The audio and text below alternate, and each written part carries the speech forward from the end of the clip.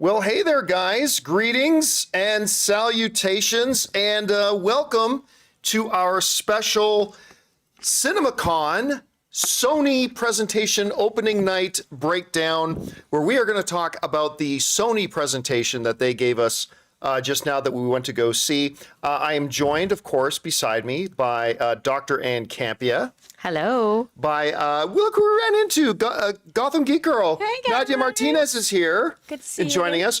Over here is Soul, John Green. Hello. So excited to be here. And right beside him is writer, director, producer Robert Meyer Burnett. Drinking for free is always a good thing. Thank you, Black Bear. We just came from the Black Bear Sony after party, which was good right up until it started raining. That's okay. We had a cabana. We had a private It cabana. was pretty dope. I took a nice video. A table of that. that would have cost $10,000 easily on any other night. Thank you, CinemaCon. And the food they served was great. Pretty great. And the Free- bar was full. Like they had every eggplant parmesan. possible liquor you could want. The bar was full and open. Yeah. Open. And so, yeah, but anyway, we are here to talk, of course, about opening night of CinemaCon. And, what we just got from the Sony presentation. First of all, I'll tell you some of the things that we expect them to cover. Spider-Man, Brand New Day, Across the Spider-Verse, Beyond the Spider-Verse. They talked about Jumanji. They mentioned Zelda, They mentioned but we'll get into that. So the Social Reckoning. the Social Reckoning, which we will also talk about here as well. Some anime they went into and talked about a little bit. And So some video game adaptations we didn't know about. no, true. Like they made some pure announcements, which they don't normally do at CinemaCon, especially for films that aren't coming out till 2028. But we'll get into those in a little bit. All right. So let's start with this. As always, Sony starts off their presentation with their CEO and chairman, Tom Rothman, who I have said every year, I believe, they need to get somebody else from Sony to do the presenting for Sony. God bless Tom Rothman. Like, I like him. And he said some things I really liked, which we will talk about in a second. Oh, he did. But yeah, there's that. But he started off by doing something really interesting that I loved, which is Ann leaned over and says he watches the John Campea Show, and I'm fairly certain he does. Because Tom Rothman came out on stage as the very first presentation at CinemaCon and said to the movie theater owners, guys, listen, if we're going to do this together, we as the studios have to do our part, which is to deliver better product, great movies for everybody. That's our thing that we have to make sure we do this year. But what you guys have to do, he said to the movie theaters. You go under the Olympic sign. He's going Yes. to quote I the wish Olympics. Cody was there just for that Yeah. part. Cody isn't, by the way, Cody Miller's not here tonight because he's got 6 a.m. training. So he'll be joining us for the Warner Brothers panel tomorrow. But he said, you guys need to do three things. And what did he call it? Longer, shorter, cheaper. Yes. And he started off with longer. He goes, you guys need to demand longer theatrical windows because Sony is the one studio that has actually advocated longer theatrical windows because they get it. Sony's always been really good at getting it. And so they've said to the theaters, you have to demand from the studios, other studios, longer theatrical windows. That is what's best for the movie business. Under cheaper, it was obvious. We need to get the prices down. Look, I still contend that, like, if you go out on a date, going to the movies is still one of the cheapest things you can do. Like, we just went to dinner last night. The bill was $270-something. Yeesh. That's the problem with Vegas in general. Yeah, that is the problem with Vegas in general. But I mean, going to the movies is still like one of the cheapest things you can do still, but it's gotten so expensive. But I would say to Tom Rothman and other studios that, hey guys, listen, that if you want the ticket prices to get cheaper, you as the studios have to bring down your prices. What's that? Over 150% is the person who yelled, damn right. Oh, that was me. Oh, you're damn right. That was me. I'll get to that in a second. First of all, that's out there already. I guess it's out there. I didn't know that, but I guess it's out there already. So I would say to Tom Rothman and other studios, you can't have the cost of making the product shoot through the sky and then expect the final price to be cheaper. So it's also on the studios to bring their production budgets down a bit. So I would say that. So he said, longer for theatrical windows, amen. Cheaper for the audience, amen. But then he said this. He said, you guys got to get over this 30 minutes of trailers and commercials. And he said something, I love the way he put it. He said, our regular moviegoers are now conditioned to show up 30 minutes late. Yep. So our regular moviegoers, Tom Rothman says, aren't seeing any of our trailers. Our number one way to promote our films, our regular moviegoers are not seeing any of our trailers because you, idiot theater owners, you have conditioned the audience. Say that part. He didn't say that Yeah, part. no, he didn't say idiot theater owners, but you have conditioned the regular moviegoers to come 30 minutes late. And he said, and for our non-regular moviegoers, they show up on time and then they're bored to death sitting through 30 minutes of commercials. At which point, some brilliant lone voice at the CinemaCon auditorium yelled out, damn right. And so I guess other people heard that too. Maybe I said it louder than I thought. No, it was pretty loud. The spirit came to John Campea and he yelled. Yeah, I don't think Celine Dion's thing's much louder than your shout out. Yeah, think so. I mean, so it was like, okay, have I not been preaching this for years, though? Like all of these things, have I not been preaching this for years? So anyway, that was kind of the moment there. So I love what he said, and I wouldn't be surprised to hear other studio heads maybe echo that a little bit, because I remember we heard Paramount's president a couple years ago say to the theaters, you guys have got to shorten these trailer windows. Like people are irritated, they're annoyed, and they're bored to death by like they're paying top dollar to come to these movies, and you're still making them sit through 30 minutes of ads. I mean, that's it. Anyway, I won't go off on my regular thing. These comments are so good. No, but John, I was not anticipating Campea screaming. I know. He's a polite guy. I've known him for like a decade. Like he's not, but he was just like he was. And it was so emphatic. Yeah. You know, there was some There oomph was behind passion. it. There was was. passion behind that voice. Just to speak to that, you know, my friend Oliver and I have been seeing these double features every week. Yeah, that's a great Regal. tradition you guys have. Well, by the you know way. what he says to me? Like, we'll sit at the bar and hang out. We got to know all the employees, and showtime will come around, and we won't move. And he goes, no, man, we got plenty of time. You got 15 minutes at least before we even get up to go get popcorn. Like, even he has conditioned me not, and I'm like, what, maybe there's a new trailer. He's like, there's no trailers until the last, like, 5 minutes.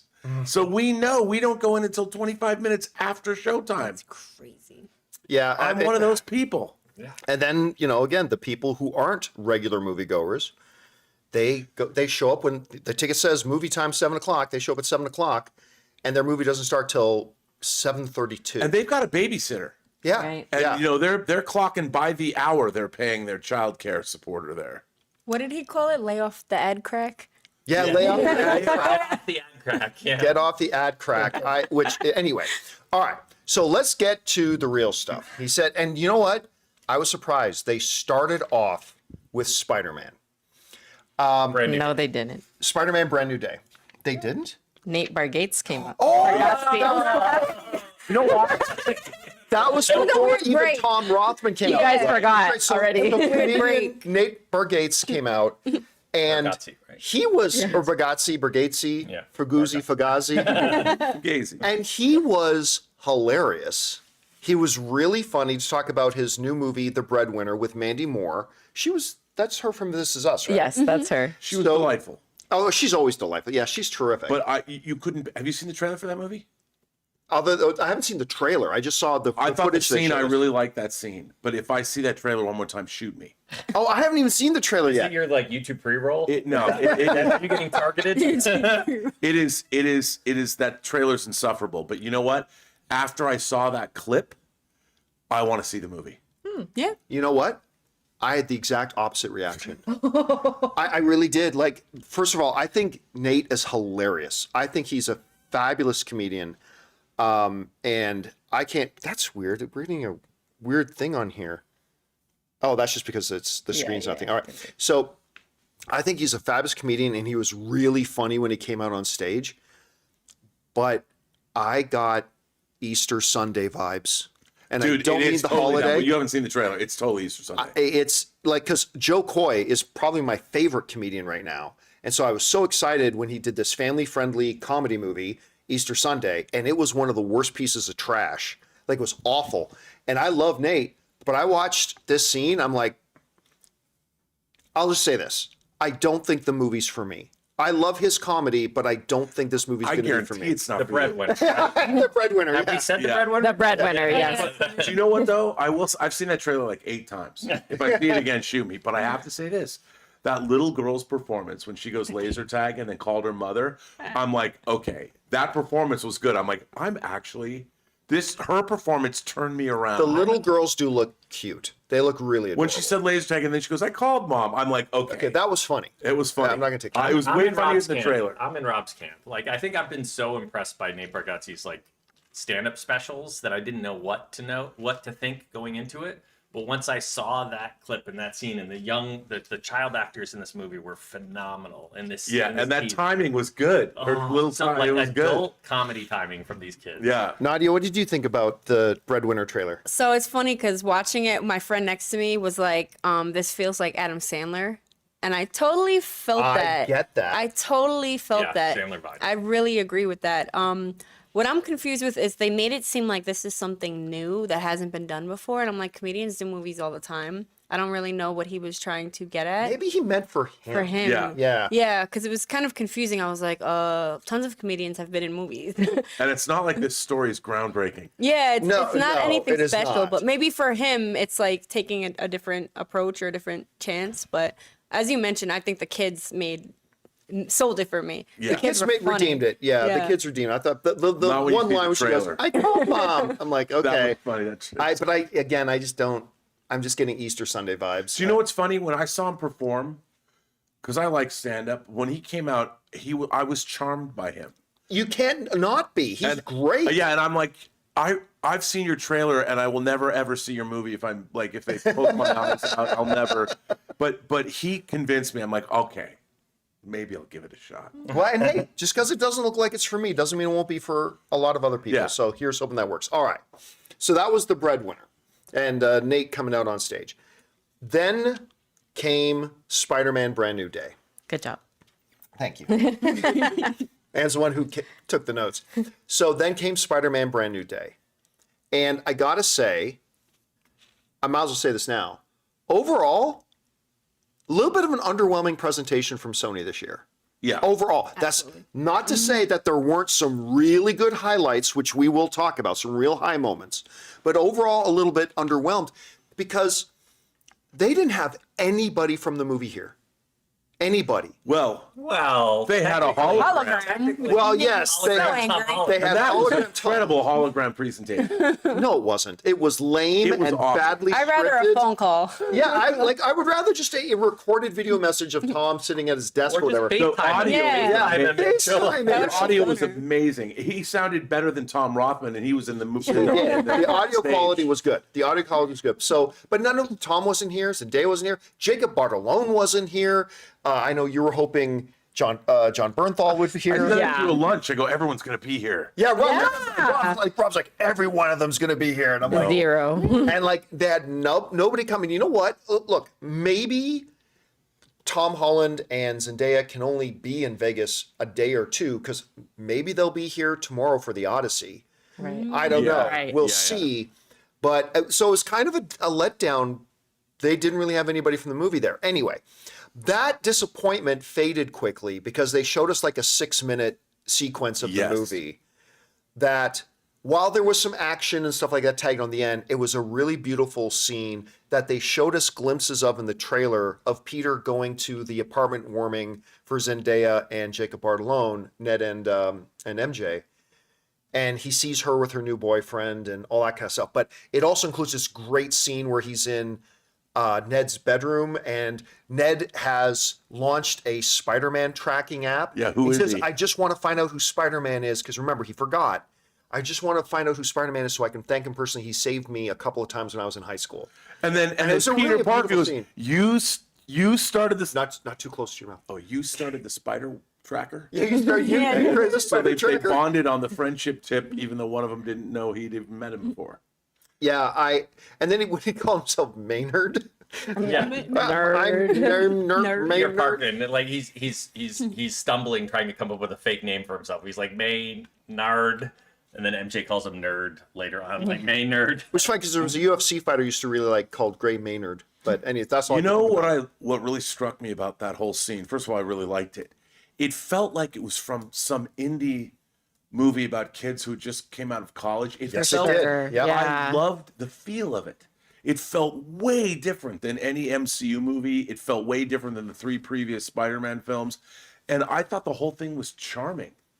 Yeah. I thought the performances were charming. I thought Ned, he was great. He's better. It's like he had more to do. They actually played Yeah. a real scene. And when Zendaya came in, I loved it. I mean, I'm like, I hope the whole movie has this new tone. It is, after all, a brand new day. It is a brand new day. So they did that whole big long sequence, and then they cut to some random shots from the movie, including this action sequence we'd never seen before, where it's him and like 8 police or security guards or whatever, and he does some quippy Spider-Man one-liners, and then the action starts. One of the things that they debuted, and I don't know if they've put them out publicly yet, 2 new posters. They put them out. Those They did put them out. Yeah. Awesome posters. Yeah, Campea audibly gasped. I was like, oh, both of them. Can I just say, what does one of those posters have on it? Ninjas. Ninjas. They Ninjas made a make Ninja everything Spider-Man better. poster. I will be acquiring that poster, let me tell you. Yeah, I Gave us thought, posters. but I will still say I was expecting more. Right. I was not only expecting them to have somebody from the cast there, but also I love that 6 minutes they showed us.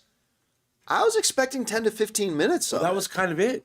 Yeah. I mean, it was fine. I mean, what we saw was really good, but I was expecting a bit more, and I don't think they did a lot to move the look. If your job here at CinemaCon, and by the way, if you want to understand CinemaCon's importance to studios, go watch Seth Rogen's show, The Studio.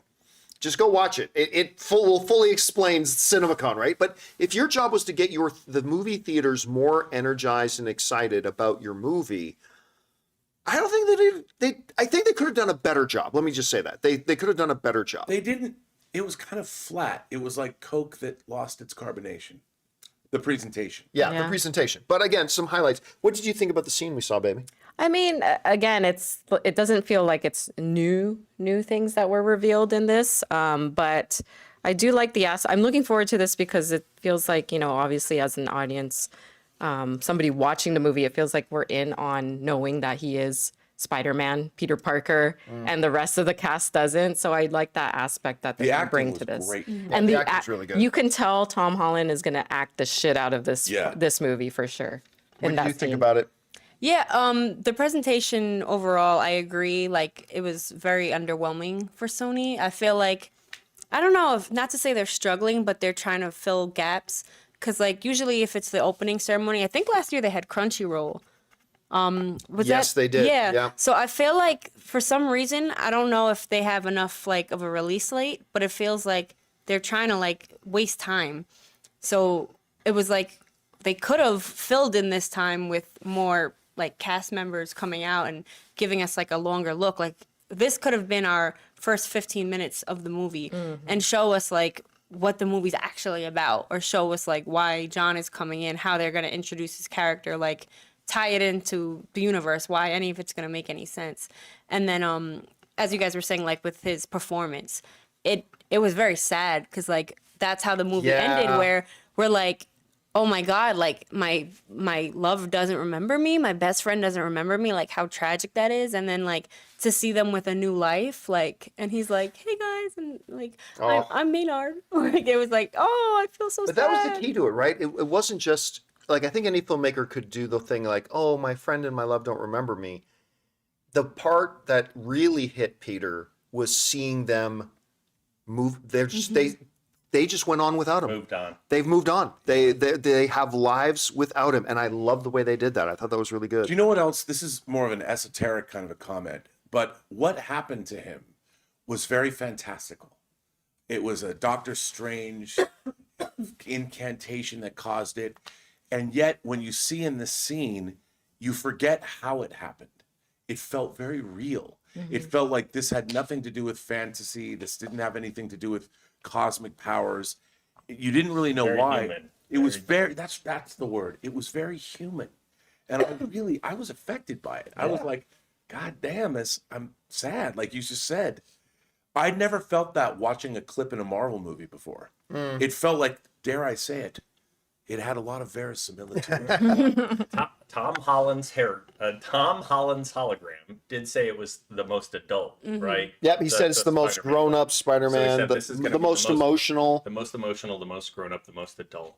And the scene that we saw was, I mean, it hit me too. It was very emotional, seeing this person just silently appreciating the world that he now finds himself in, and how heartbreaking it is to just be this invisible bystander, just seeing the people you love most in life just operating fine without you, and just what that feels like. And as a moviegoer, as a fan, you know what I mean? Totally. It crushes you. It was 6 minutes and it still crushed me. And the lighting, the way it was shot, the cinematography was very naturalistic. Yeah. It could have been a Whit Stillman movie, like Metropolitan or something. I mean, I was like, wow, I loved it. And I will just quickly say, I'm the CinemaCon virgin. I think probably. Yeah, this is Soul's It's your first first? very CinemaCon. first CinemaCon, and so the rest of these like grizzled veterans are like, ugh, like very underwhelming presentation. I was expecting 20 minutes of the movie. I'm sitting here, first time CinemaCon viewer must have loved it. in this audience,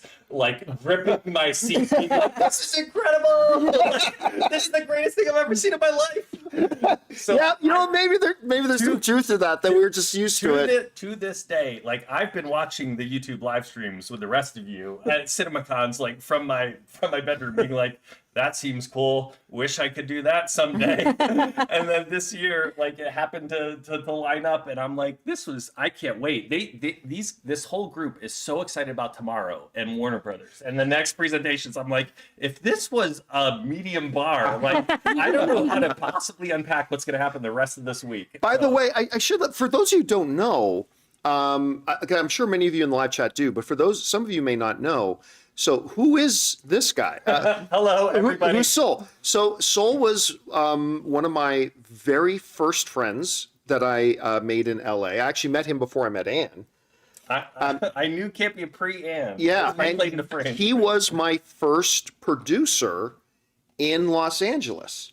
And so we became friends that way. And then he was working at this place that I was doing my live shows from, with these two guys working with him named Benny and Rafi Fine, who, if those names sound familiar, they are the Fine brothers who went on to do Kids React, stuff like that. So they left that place with him, and he founded their company with them, was their CFO for a ton of years, and now you're at Roku, deciding what people can and cannot see on their devices. But anyway, and so Soul and I have been friends for like 18 years. And so this was finally, he was able to come to CinemaCon with us. Anyway, we should probably move on from Spider-Man. If you guys have any questions about Spider-Man and what we saw, use the super chat feature, and we'll get to those a little bit later. So anyway, Anne, what was next? Yes, so we move on to Insidious Out of the Further, which opens on August 21st. All right. Just going to say it. Not a big fan of the Insidious franchise. Oh. Don't hate them. Don't hate them. But they've just never really clicked for me to the point that I get excited about it. At least not the way the Annabelle, the Conjuring one Both does. James Wan franchise. Both James Wan franchise. I just connect a little bit better with the Conjuring ones. And I didn't really like the last Insidious movie.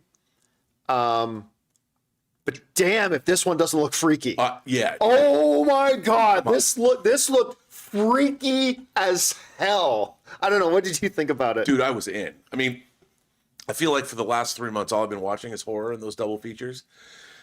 It looked good. Yeah. I mean, there was some really freaky, like there's a lot of faces at the very long end of hallways, which I always love. Yeah, and there's so some spooky. great stuff in this movie. I don't know who directed it. My friend Adam Robitel directed, I think, the fourth They one. said who directed, and I totally forget. I am in. I am so in on this one. Anyway, so what did you think about that Insidious trailer? Honestly, I think I've seen one Insidious movie, so I wasn't like a strong fan of the franchise, but that trailer creeped the S out of me. Like I was sitting there being like, I'm not a huge like horror movie fan. I think just because I'm so emotionally like sensitive to like that kind of thing. I was sitting there being like, the first scene in the dentist's office, I was like, all right. Oh, that was awesome. Oh my. Okay, I'm sure they've released the trailer online now. Yeah. So you've seen it. That like as soon as this is the funny part. As soon as okay, let's take a look, and the camera goes inside the mouth. Even before anything This is happened, gonna be bad. Anne It's gonna be was so bad. Anne was just nope. All you hear in our entire room is nope. The scare in that scene was really good. Oh, it was. It was really Or good. even the couch fort. Like Oh. later on, I was like, the second she Oh goes my into the gosh. couch fort, I'm like, this is tapping into like primal childhood, like nostalgia and like Yeah. adult And fear. trauma. Adult trauma. And I'm like, oh no, this is real bad. What did you think about it, baby? Oh, there are like two like body horror things, like areas of the body. If you mess with them, then I'm like, oh hell no, that's teeth and eyes. And they did the teeth. So I'm like, nope, I'm probably not going to see this movie. It's probably going to be great, but I am not going to see it because that's scary. What do you think, Nadia? I don't know. It didn't feel like it's really doing anything new, but I do That's agree that true. the jump scares were kind of fun. But for me, the one interesting aspect that does have me intrigued is how it's bringing back, like they kind of mentioned, like bringing back demons to our world, Yeah. Right. so yeah, that she's yeah. not dreaming, that it's really happening. So I guess that has me intrigued to how this is going to be handled. Like, how do you send the demons back, or do we fight them? Do we shoot them? Do we stab They them? have to close the honeymoon. You know what? Because the way you just put that, K-pop crossover. this movie and Jumanji 3 are very similar, Funny you said that. I was just thinking Open that. world. which we will talk about Insidious open later. We will talk about the Jumanji thing later, but yes, very much along. Anyway, again, so not a franchise that I'm particularly interested in, but I did like the trailer myself, so that's pretty good. Anyway, all right, what was next after Insidious? Okay, so there was just this quick section where they shout out Demon Slayer and a lot of the anime films. Chainsaw Man, Like Demon BT Slayer. Dubs, Demon Slayer made 800 million. Chainsaw just dropped like 177 or something. In North American audiences, yeah, and they announced that they were doing a couple more. One was called "My Surface of Cream Pies," Dandelions, I and whatever. reincarnated as a slime or something. Oh yeah, that's what it was. I was reincarnated by slime, something or other. I think my title was better. You should probably change the name of the movie. But there was that. I've never heard of it, so I have no idea No. what it was. But I'm sure the other people who did. And didn't they mention another one after that? First out, they're gonna do another Demon Slayer movie. Yeah. They did confirm that, and they're gonna do another Chainsaw Man movie. Yeah. So there was Yes. that as well. So I didn't, guys. I was thinking cream pies as in pastries. I've seen people in the live chat. Wow. That time I got reincarnated as a slime. That's Thank what you it for was. the actual That's title. what it was. Yes, slime. Yes, not cream. Okay. So what was after that? All right, then they brought out Zach Krager for Resident Evil, which comes out September 18th. Okay. So right now, this is Zach Krieger's world, and we all just live in it. Of course, he did Barbarian, which was amazing. Then he did Weapons, which I still contend should have been nominated for Best Picture. Incredible. Did such a great job on it. And he's working on a number of things, but he's got Resident Evil. All Resident Evil movies have been trash. And Come on now. This is They one have. man's opinion. I have a 4K box set. have been Just saying. all trash. I worked on at least 2 of their websites, by the way. Yeah. I just want to call out. I would say the first couple were pretty good. So I have not been excited about this. So he comes out and he talks about, listen, I started off this whole thing by going to not Sweden. He went somewhere where they did the games. And he said, I just played like 400 hours of the game. I just love the pacing. He's blah, a blah, blah. huge fan. Yeah, he's a huge fan. It's like, okay, so I really want to Sense capture he's the been playing spirit the of game it. for a while. Yeah, no, he's been Yeah, playing a for long like 20 time. years. Yeah. So he said, I really want to capture all the spirit of all those things in it. So I'm like, okay. So then they showed us the trailer. Take the name Resident Evil out. Just say Tom Rothman came out and says, we're going to show you something for a movie we have coming. And they just showed what they showed us. Awesome. I loved it.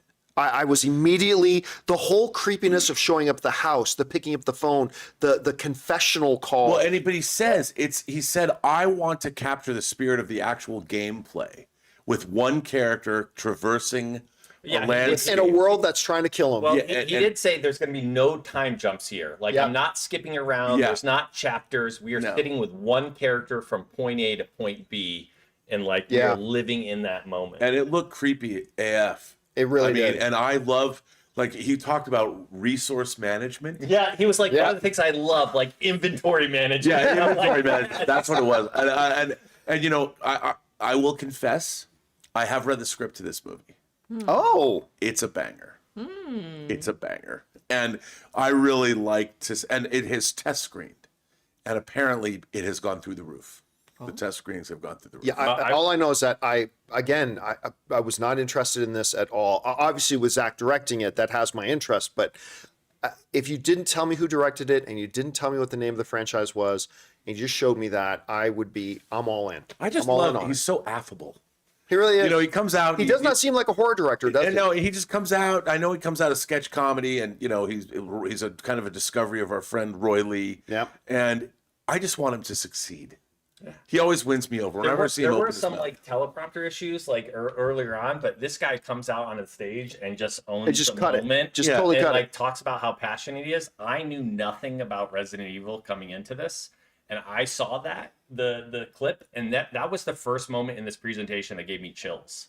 Like there's a scene of a road and just things falling on cars at the end, and I'm like, what? Oh, all the monsters throwing themselves off the Oh my! off the like, I'm like roofs. this.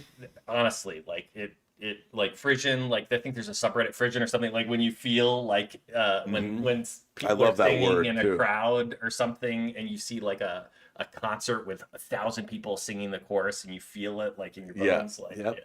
Anyway, Nadia, what did you think about the Resident Evil trailer? So I'm an actual like hardcore Resident Evil fanatic for like my entire like life. I'm about to be 37. I feel like I've been playing it since my cousins were older than me, and I was like a little kid watching them play. I remember the first time you and I went out to breakfast, and we had this big long conversation about you playing Resident Evil and playing like, and this was like 2 years ago. City, And talk I about so think. you're like totally into these I'm things. obsessed with Resident Evil. So for me, I'm not sold.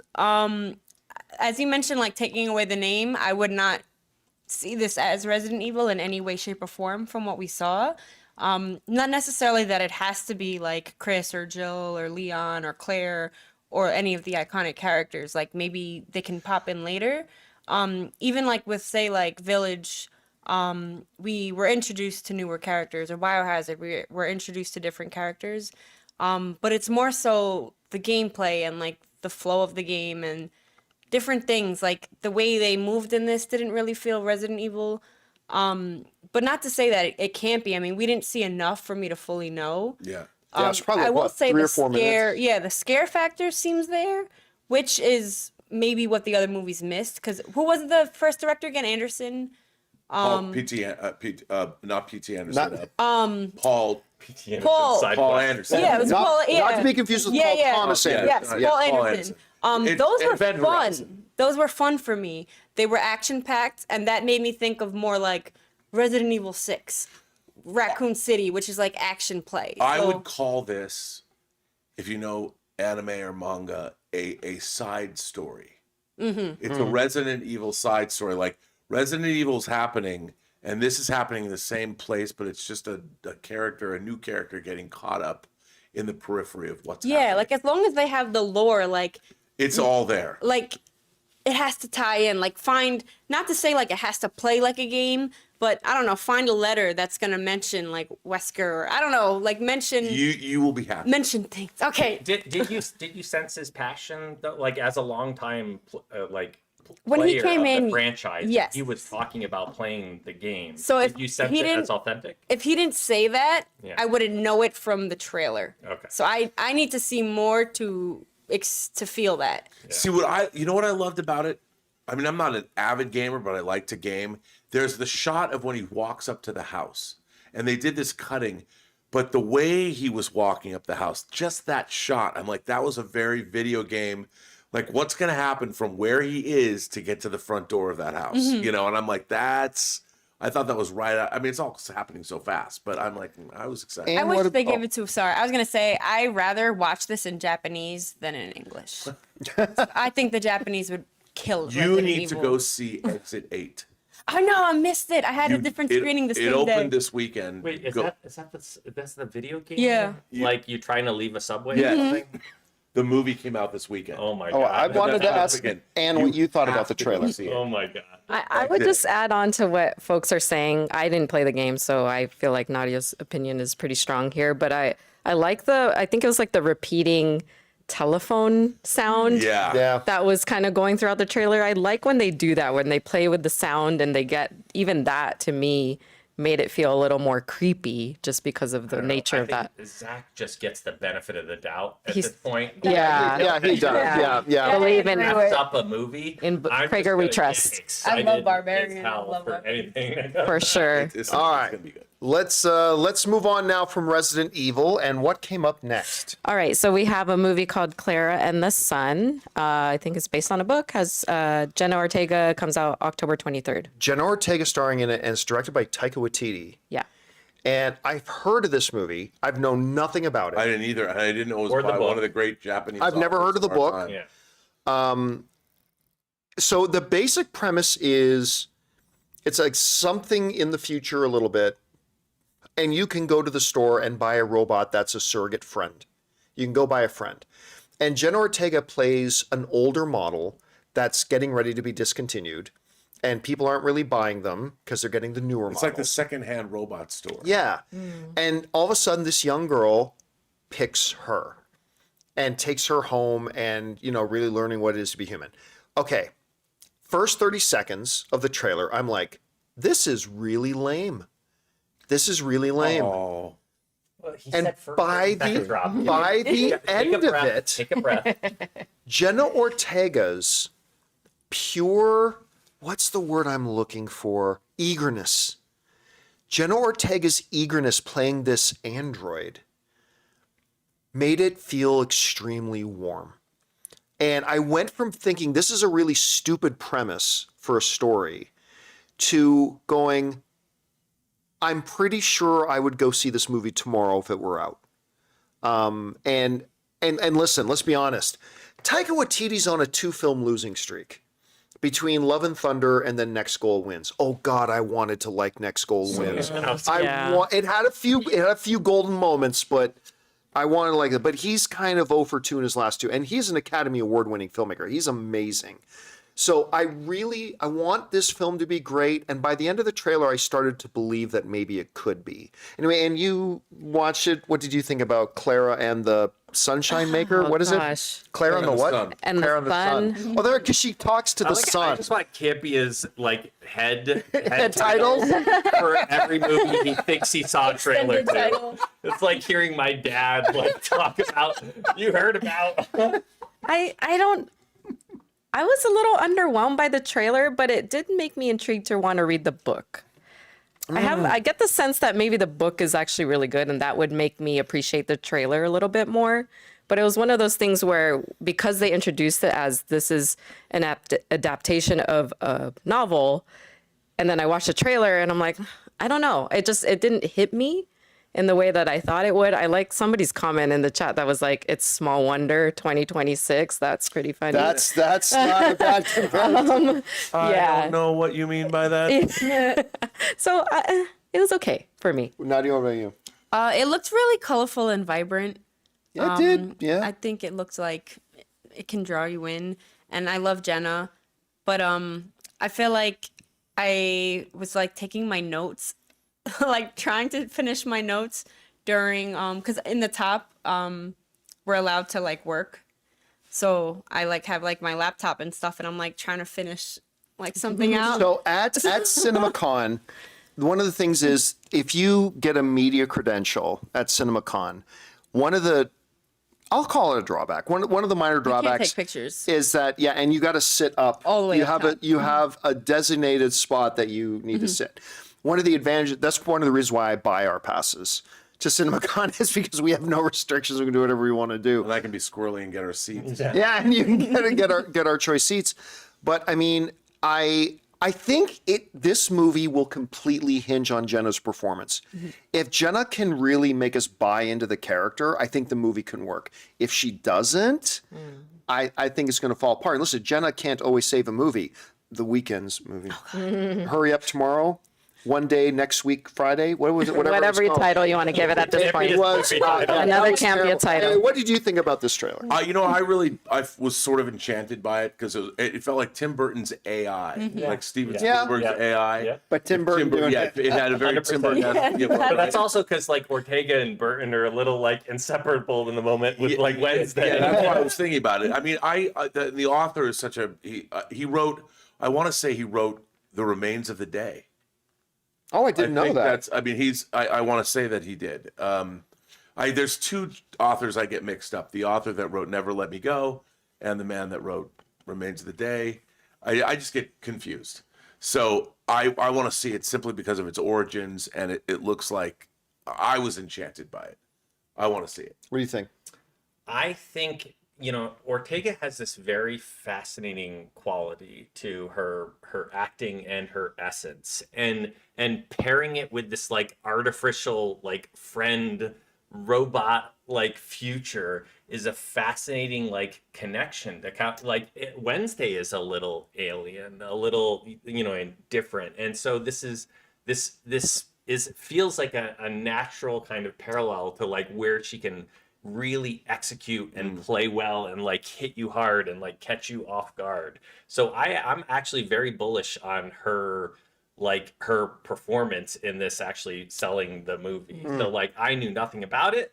Taika made me a little bit interested, even though his track record is Campea mentioned. But I'm like, man, like this could be the turnaround. This could be like Taika or Ortega could make this very fascinating. And similar to Anne, I'm very interested in reading the book now. Yeah. All right, so that was Clara and the Sun. Yes. All right, what was next? Just a shout out to a movie. There was no footage, called The Nightingale. Also an adaptation. This one is the Dakota and Elle Fanning. They debut in yes. finally acting together. You know what? Until he said it, I never even realized that Dakota and Elle Fanning have never done a film together. So this thing called The Nightingale, it's another one based on a book. Yep. It's based on a book. The two of them produced it together, and they play two sisters. World War II. In World War II, apparently it spent, her math wasn't so good. It spent like over 200 weeks on the bestsellers list, which she said is 5.5 years. It's not 5.5 years. But apparently the book is incredibly popular. I don't know anything about the book, but I am totally down, just from the gimmick part of it, I'm totally down to see Dakota and Elle Fanning do a movie together. I really am. So this sounds interesting to me. Again, they really didn't have anything to show us other than a still, because I think they're still in production on it. And I think they said it's not coming out maybe until 2028. February 12th, 2027. Oh, okay, February 12th, 2027. So we'll be out. So it's less than a year away. Yeah. And they sent a video of the two of them. They're charming together. Just introducing the film and talking about the film a little bit. They like each other as siblings. Yes. Yeah. And you think about, we've been watching Dakota Fanning since she was a little girl. I mean, Yes. she killed it, Man on Fire. Oh my gosh, yes. Her talking crazy to Denzel Washington. Come on. And then when they teamed up in The Equalizer 3, I practically cried. Wasn't she Tom Cruise's daughter in and War of the Worlds. War of the Worlds? I love She was Dakota great. Fanning. She's grown up. And by the way, she was also one of the I was going to say the Rohirrim, but those are the horse lords from Lord of the Rings.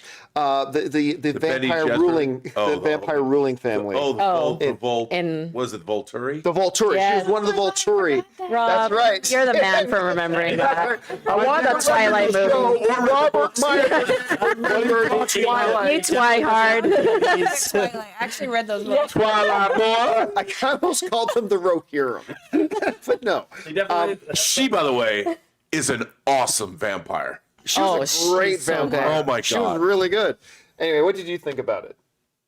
Me? Yeah. Oh, I'm excited to see both of them. I think they are both incredible actresses, and again, another book that I am looking forward to picking up and reading, because it sounds like everybody else has read it except for me. By the way, can I just throw a shout here? Okay, so this was a late presentation. And then we had an after party to go to. And we started at 10 p.m. Nevada time, which right now it's almost 2 a.m. on the East Coast. We have nearly 3,000 people watching this stream live right now at nearly 2 o'clock in the morning. So thank we're you willing to to take everybody bullets staying for up. these people. Yeah, thank you for staying up with us, guys. I just want to say they're the thank you ones for staying up with sacrificing us. their Tuesdays. Some of them have work. Some of them have to be work at in the work morning. at like 8 a.m. tomorrow, and They got to get up in 4 hours to get ready. All right, what was the next thing they talked about? Okay. Oh, yes. This is cool. Yeah, Grand Gear. Okay. Oh, something I never heard of, and now I need it more than oxygen. I need this more than Rob. Okay. What was this thing? Takashi Yamazaki, the director, by the way, of the live-action Star Blazers, aka Space Battleship Yamato movie in 2010, also the director of Godzilla -1. Who won an Academy Award. Won an Academy Award, the second director in history to win a special effects, a VFX Academy Award. Who was the first? Stanley Kubrick for 2001. Let me just say, this was the point when I had to change my underwear. Because they only showed brief moments, but there's nothing that And it's all previs. You can tell it's all previs. Yeah, I mean, it's Japanese robots, Hold super the mic a robots. little further away. I'm so excited. So there was Japanese robots fighting some kind of Japanese monster on the streets of probably Tokyo, and it was only quick flashes. And at this point, I Lonely Island. Jizz in my pants. I didn't say it. You guys had to say it. I Lonely Island, and because I've loved Asian, especially Japanese science fiction since I was a little kid. And when I saw Guillermo del Toro's Pacific Rim, it was like seeing God for me. and this is now seeing an actual Japanese director who I already love making a movie where I don't know what it looked like. It looked like Pat Labor or Doug Ram or I don't know what What's the name of it? Is it Well, the name of the project is once again it's called yeah, you said it. Which one? this one we're talking about. Grand Gear. Grand Gear. All I know Grand is Gear. I granded all my gears. I'll tell you what. First of all, you're talking about the director of Godzilla -1 doing a Pacific Rim movie. Now listen, because the stuff they show is a giant Jaeger fighting a giant monster in a city. And I already heard some of the whispers saying, isn't that just Pacific Rim? Guys, go back to Voltron. Hell, go back to Power Rangers. Go back to Grandizer. Go back to... Nice pull. Oh, I loved Grandizer. Go! I used to love Grandizer. Grandizer's But like all those, like this is a genre in and of itself. And I'm just thinking to myself, oh my God, the guy who did Godzilla -1 is giving us this giant robots fighting giant monsters in a city, and I just joygasmed. It was like Lonely Island. Cannot wait. Now again, they haven't even started production yet. So they just had previous stuff from the effects work that they're already working on in advance. And he's going to be here tomorrow. And he's going Yes, to he be is. speaking about Godzilla -0 and dropping the trailer, which Yep. goes live at 4 p.m. tomorrow afternoon. Anyway, what did you guys think about the little shot that we saw? It was very brief, It was very brief. but that little few moments sold me more than most of what we saw today. Like, it just, as you Right? mentioned Pacific Rim, I was thinking like same thing like Power Rangers, Pacific Rim along those lines. And then we already know he likes working with like these like large scale like monsters and the cities, and like it just feels so real, like that he's gonna kill it. But the mecha design looked like something I'd seen before. So I didn't know whether it was You know what something I reminded me of a didn't- little I bit? agree with that. Did you ever see Guyver? Oh, yeah. The robot design, there was a little Guyver in there. Yeah. So anyway, But the white and the red, it was... they showed us like 15 seconds of it. Yeah. And And 7 seconds was black frames in between the other. But the 7 seconds that weren't black frames Yeah. in between the other 7 seconds that were black frames were incredible. Like back in 1982 when you're trying to find the cable station, you keep having to flip the channels to see what you want to see. oh yeah, I know that one. All right. What was next after Grand Gear? Well, tough act to follow, and they didn't follow because it was The Legend of Zelda with no footage. Okay. Can I just say, This is the biggest bonehead move of this thing. Now, granted, Zelda doesn't come out until very shortly after the next CinemaCon. We get that. But the movie is finished production. And they made a point to say that. Yeah. It had wrapped. They made a point to say they have finished all the photography, the movie, now they're in post-production, but still the production's done. And this is your answer to Mario, right? This is your chance to start planting the seeds to get people excited for something that is just a little over a year away. They didn't show so much as show a frame. They didn't show a still. They didn't. Nothing. Photo, an actor, nothing. Just even a shot from the video game. They showed like a logo from the Nintendo box or something. Yeah, and then, hey guys, you know, with all the excitement around Nintendo, the iconic thing, Zelda. But we're not going to talk about it. We're not going to show you Moving anything. on. It was such a missed opportunity. They could have shown a couple of just live action shots of the characters in an environment somewhere. Bring the bring our Link and our Zelda out and just in the stage to talk about the world they're building there or something. Just again, this is your opportunity to plant the seeds that you can, germinate later if you need to. But I just thought massive missed opportunity. Totally. They didn't have to show us the first 20 minutes or anything. Just show us something. So I'll be honest, I was totally surprised that they brought it up only to do nothing with it. Like a fart in a room. Well, and if you think about the timing of the movie coming out next year in May, and CinemaCon is usually in April, like at that point, there's not much more marketing you are going to be doing. Right. You're right. Between CinemaCon and the movie. So this felt like the opportune time to say to the movie theater change, like, we believe in this movie, here's something. Because does it They come give out us nothing. in May of 2027? Yeah. Is it May? May so 7, like, literally by 2027. next CinemaCon, the movie's only a month away. Your marketing is already done. This was such a prime opportunity. So Tom Rothman doesn't answer my calls. That shouldn't be a surprise to anybody. But I mean, I would love to get Tom Rothman in a room and just ask him, what was the logic behind literally giving and spending zero time promoting this film? Well, yeah, they have a great opportunity, and you could have, knowing this is coming, knowing what the audience for Zelda is going to be, why not, as you're, getting dailies to watch, cut together a couple minutes of just landscape shots, or your show Or us even those stills, characters- even but stills. those characters interacting. You could have one shot of a landscape. If they shot it, I don't know, New Zealand or something, and the camera pans in, it's one shot, and just show our lead, show Link. I wonder, I like, obviously it's completely unrelated, but like, I think back to the God of War, like, stills that were released for, God of War. yeah, Oh, already. upcoming movie or something, Yeah, and just for the the show. like the hostility to like this video game kind of adaptation, or the first initial kind of visualization, and if there's such like a worry or a concern, like are they worried? But here's the funny or- thing. They put out the first still of the two main characters 4 months ago. Yeah. 5 months ago. And it was a good looking shot. They look great. So just, again, even if you just show, what's the name of the world again? Hyrule? Just show us some landscapes of Hyrule. Just show us, this is kind of what we're going. This is us bringing this to life for you. Like, again, I just don't People are understand it. Bringing up, is this a play for Nintendo Direct? Like, are they leaving it for like Nintendo's like CinemaCon? Okay, they could, but nothing you show at CinemaCon goes out to the public. Right. Yeah. So it's like the Nintendo Direct is for the public. This is when you've got all the movie theater owners in your room as a captive audience, and you just pissed it away.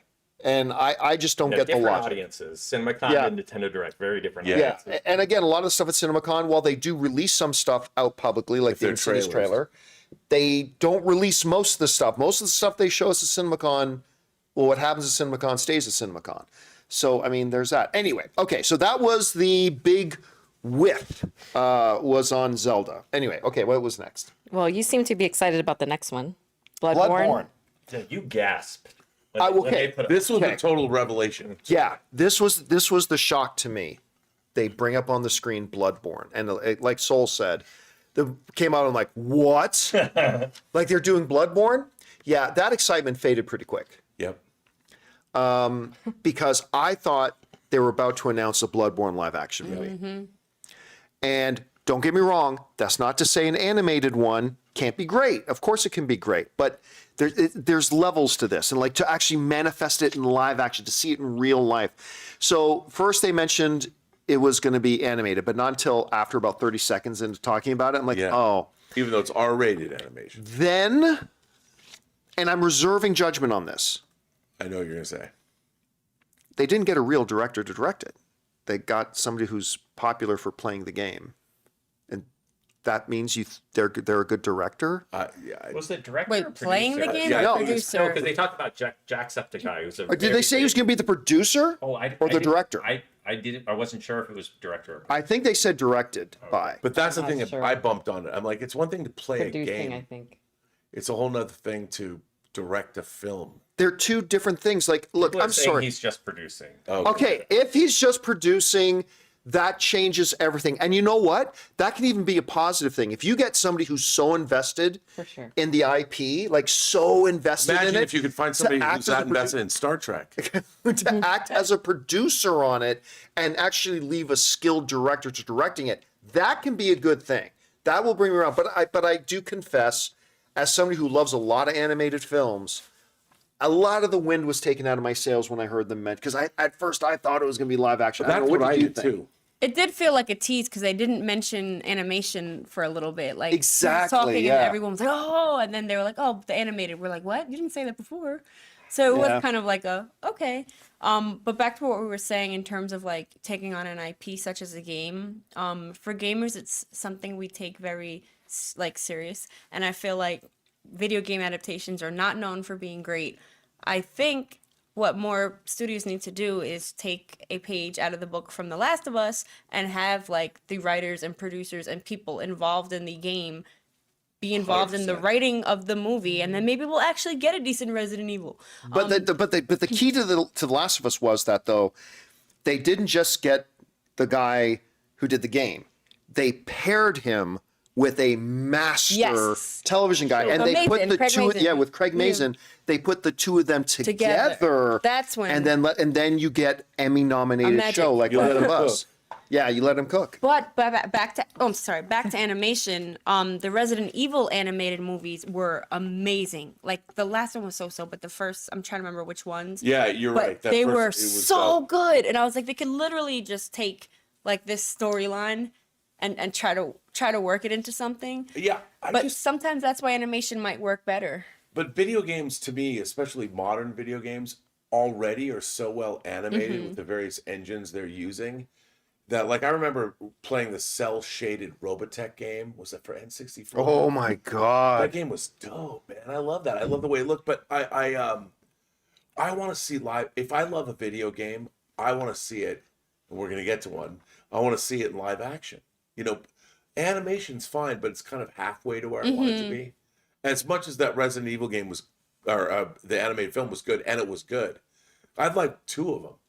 Have there only been two? 'Cause I like- No, there's been more. Yeah, but I like. There's two that I really. Yeah, Mila was puppet out work for a decade. That's a lot of action Animated. ones, but I think that to me, video games are already animation. So like what you were saying, I'm like, oh my God, Bloodborne in live action, like I've dreamt of that. Yeah, keep dreaming. Keep dreaming. All right, what was next? Helldivers. Oh, right. So With, again, they have yeah. not started. They have not started making it, but Justin Lin, who has got like $3 billion worth of box office under his belt as a director, came out. Oh, and he's the one who went to Sweden. He's the one who went to Yes. Sweden to go meet with the creators of the game the and Helldivers. all that kind of stuff. And they talked about Jason Momoa. Didn't bring out Jason Momoa. That was a missed opportunity. But they just put a big Jason Momoa Lovely picture. photo of him. Yeah, lovely photo. Good photo of him. And not much. I mean, really, Justin Lin came out. I always like seeing Justin Lin, but he just kind of came out, was Fast on Five, stage dude. for about, what's that? Fast Five. Fast Five. He came out, was on stage for like 3 minutes, and then that was it. And then they just moved on. Although- Again, they haven't started shooting the movie yet, so there was nothing to show. Yeah, he did It's say not like Zelda where they finished production. he was talking about. I love the characters. I'm like, Yeah. okay. I mean, Helldivers is, I don't think about it being a very deep. It's a great game, You play it? but Oh, yeah. I don't know. All of our friends play it. I'm not big on open world. Like all of our friends Yeah, play it. well- They're obsessed with it. So But I think I just get mad at because it. it's fun as hell. But I don't think of it as a deep, introspective character piece. It's not. It's not a Merchant Ivory film starring, Helena Bonham Carter and Jeremy Irons. The remains of the Helldivers. So again, there was not much to talk about because it was really just basically an announcement. They haven't started producing it yet. They're going to start shooting it in the next couple of months, I think. So they're still November developing. 2027 is when they said it would come out. Right. So they're still developing at this point. All right. What was next? I'm excited about the next one, The Social Reckoning, oh Hell yeah. my October God. 9, Okay. 2026. Let me just say, I've been interested in this film because I really like The Social Network. Love So it. I've been interested in this film. Other than Beyond the Spider-Verse, which we will get to in a bit. Yeah, that was when I had to change my second pair of. This was my highlight of the Sony presentation. I loved it. This thing was screaming Oscar contender right from the beginning. And Jeremy Strong as Mark Zuckerberg. I couldn't picture it when they announced that he was going to be Zuckerberg. Bro. And then he's playing it. And I'm like, oh my God. And you've got Academy Award winner Mikey Madison is back. You've got the Bears, Jeremy Allen Allen White. White. Yes, Who, by Chef. the way, we saw playing poker. Yes. Last year. That's right. Yeah. And I'll tell you what. So that's great. And first of all, Aaron Sorkin comes walking out on stage. And Aaron Sorkin is the kind of guy that I feel like I either need to stand when he walks in the room or take a knee.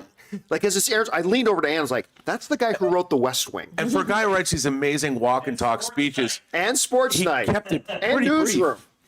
brief. He didn't. So I brief. mean, Oh, he yeah. So kept it brief, yeah. brief. But by the way, this was one of the things I was most interested in.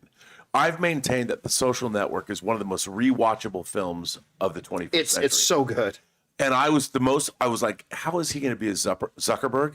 And you know what was amazing? I thought the acting was incredible. I love the way it was shot. Sorkin both wrote and directed it. Yeah. But the best thing at the end when the title came up, and it looked like the Social Network's title, and it came up, The Social Reckoning. It was like, da da da, like Hand Over Bruise or whatever the Nine Inch Nails, Atticus Yep. Ross and I'm like I was vibrating with excitement. I can't wait Okay, now to see this. Molly's Game was his first directorial effort, Yes. right? And Which, I by the way, love that I film. love Molly's Game. Love it. because I'm a poker guy, but also because it's just magnificent.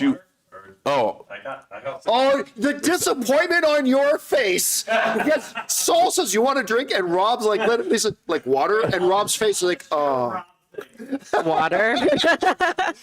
But now, did he do that? Did he also direct that film with Sacha Baron Cohen about Yes. the true story about the Chicago? yes, he did that. What was Chicago 7? Chicago 7. So he did direct that. So, but has he directed anything other than those two? He directed, I think, one more film, and I'm drawing a can't blank remember. on what it is. But I loved Molly's Game. I own Molly's Game. And I love that after film. seeing this, like I remember watching it when by the time the presentation for Social Reckoning was done, I remember thinking this presentation had Spider-Man Brand New Day, and this was the best part of this presentation. Yes, it was. Because we and hadn't seen I cannot anything wait. from it, and I had so many. I mean, Jeremy Strong, he walks like Mark Zuckerberg. Like, Talks. Oh, Like like Mark Zuckerberg. Zuckerberg. Oh, I thought Holy he was like crap. he's too old to play Zuckerberg. No, Nope. Jeremy Strong. Look, Jeremy Strong was in The Big Short. He worked for. That's right. You worked for Steve Carell's He worked for character. Steve Carell's That's character. right. Yes. And that's when I fell in love with Jeremy Strong. And when they cast him for Succession, I'll tell you, this is a little bit of a story. When I was a little kid, one of the scariest things that I've ever experienced ever in my life was Sesame Street, and James Earl Jones would count to 10. That's it. One. Yeah, and remember it that. was so scary because it sounded like something would happen when he got to 10. Cut to me going to see Star Wars in 1977, and Darth Vader talks, and I knew it was the same guy from Sesame Street that counted to 10. And I was like, oh my God. And when Jeremy Strong, came on and was playing Pull your microphone just a little further. playing Zuckerberg, I'm like, this is perfect. It was perfect. I wouldn't have seen it. I would have been like, he's too old. How can that work? You know what he's really great in? A movie you and I saw together, The Gentleman. Oh, How good was my God. How good was he as that guy in The Gentleman, right? And when he turns the when McConaughey When he turns the tables on him at the end. I want Oh, my pound of pound of flesh. Oh my It matters God. not to me from which your body it comes from. Saul, cheers to you, buddy. And like just It matters not to me from which this pound. it was just business. It wasn't anything personal. And then by the way, McConaughey was great in that movie too. Anyway, sorry, I'm getting us really sidetracked. Does Sorry about anyone that. remember? Okay, you tell what watch the that footage YouTube they clip saw. several There's a times? line I think at the very end of the footage, and I was like, "That's a Sorkin line." Oh. Does anyone remember what it was though? Oh no, yeah, no. What's she trying to do? And Jeremy Allen was like, she's disrupting. Yes, that was so She's Sorkin. disrupting. That is. And you know what I'm gonna call right now? This is gonna be Mikey Madison's second Oscar. I'm gonna call it right now. This is gonna be Mikey Madison's second Oscar. Definitely gonna be nominated. Well, Jeremy Strong too, Have you- definitely if- nominated. if for any of you who have seen her movie, Anora. Anora, because it's Anora, Mikey Madison is never thought of that. Anora. You like that movie a You lot? gotta make a poster, a fake poster. Right. of Anne's I'm face. not going to make a poster about a stripper Yeah. and But have they my wife took my name. How they did take her name, If regardless of how we never met. performed for you. Oh my Come God. on. Now, look, I just think she is a special performer. And I think this is going to be her second Oscar. I really do. I After think watching this movie's thing, it's gonna. I get think this something. movie's going to be a banger. I cannot wait to watch this Well, movie. he won the Academy Award for the screenplay for Social Network, I think. I can't remember. He's this. Oh yeah, it said so on the. Is Yeah. he gonna be? Oh, I remember what the other movie he directed was. Did he not direct The Ricardos?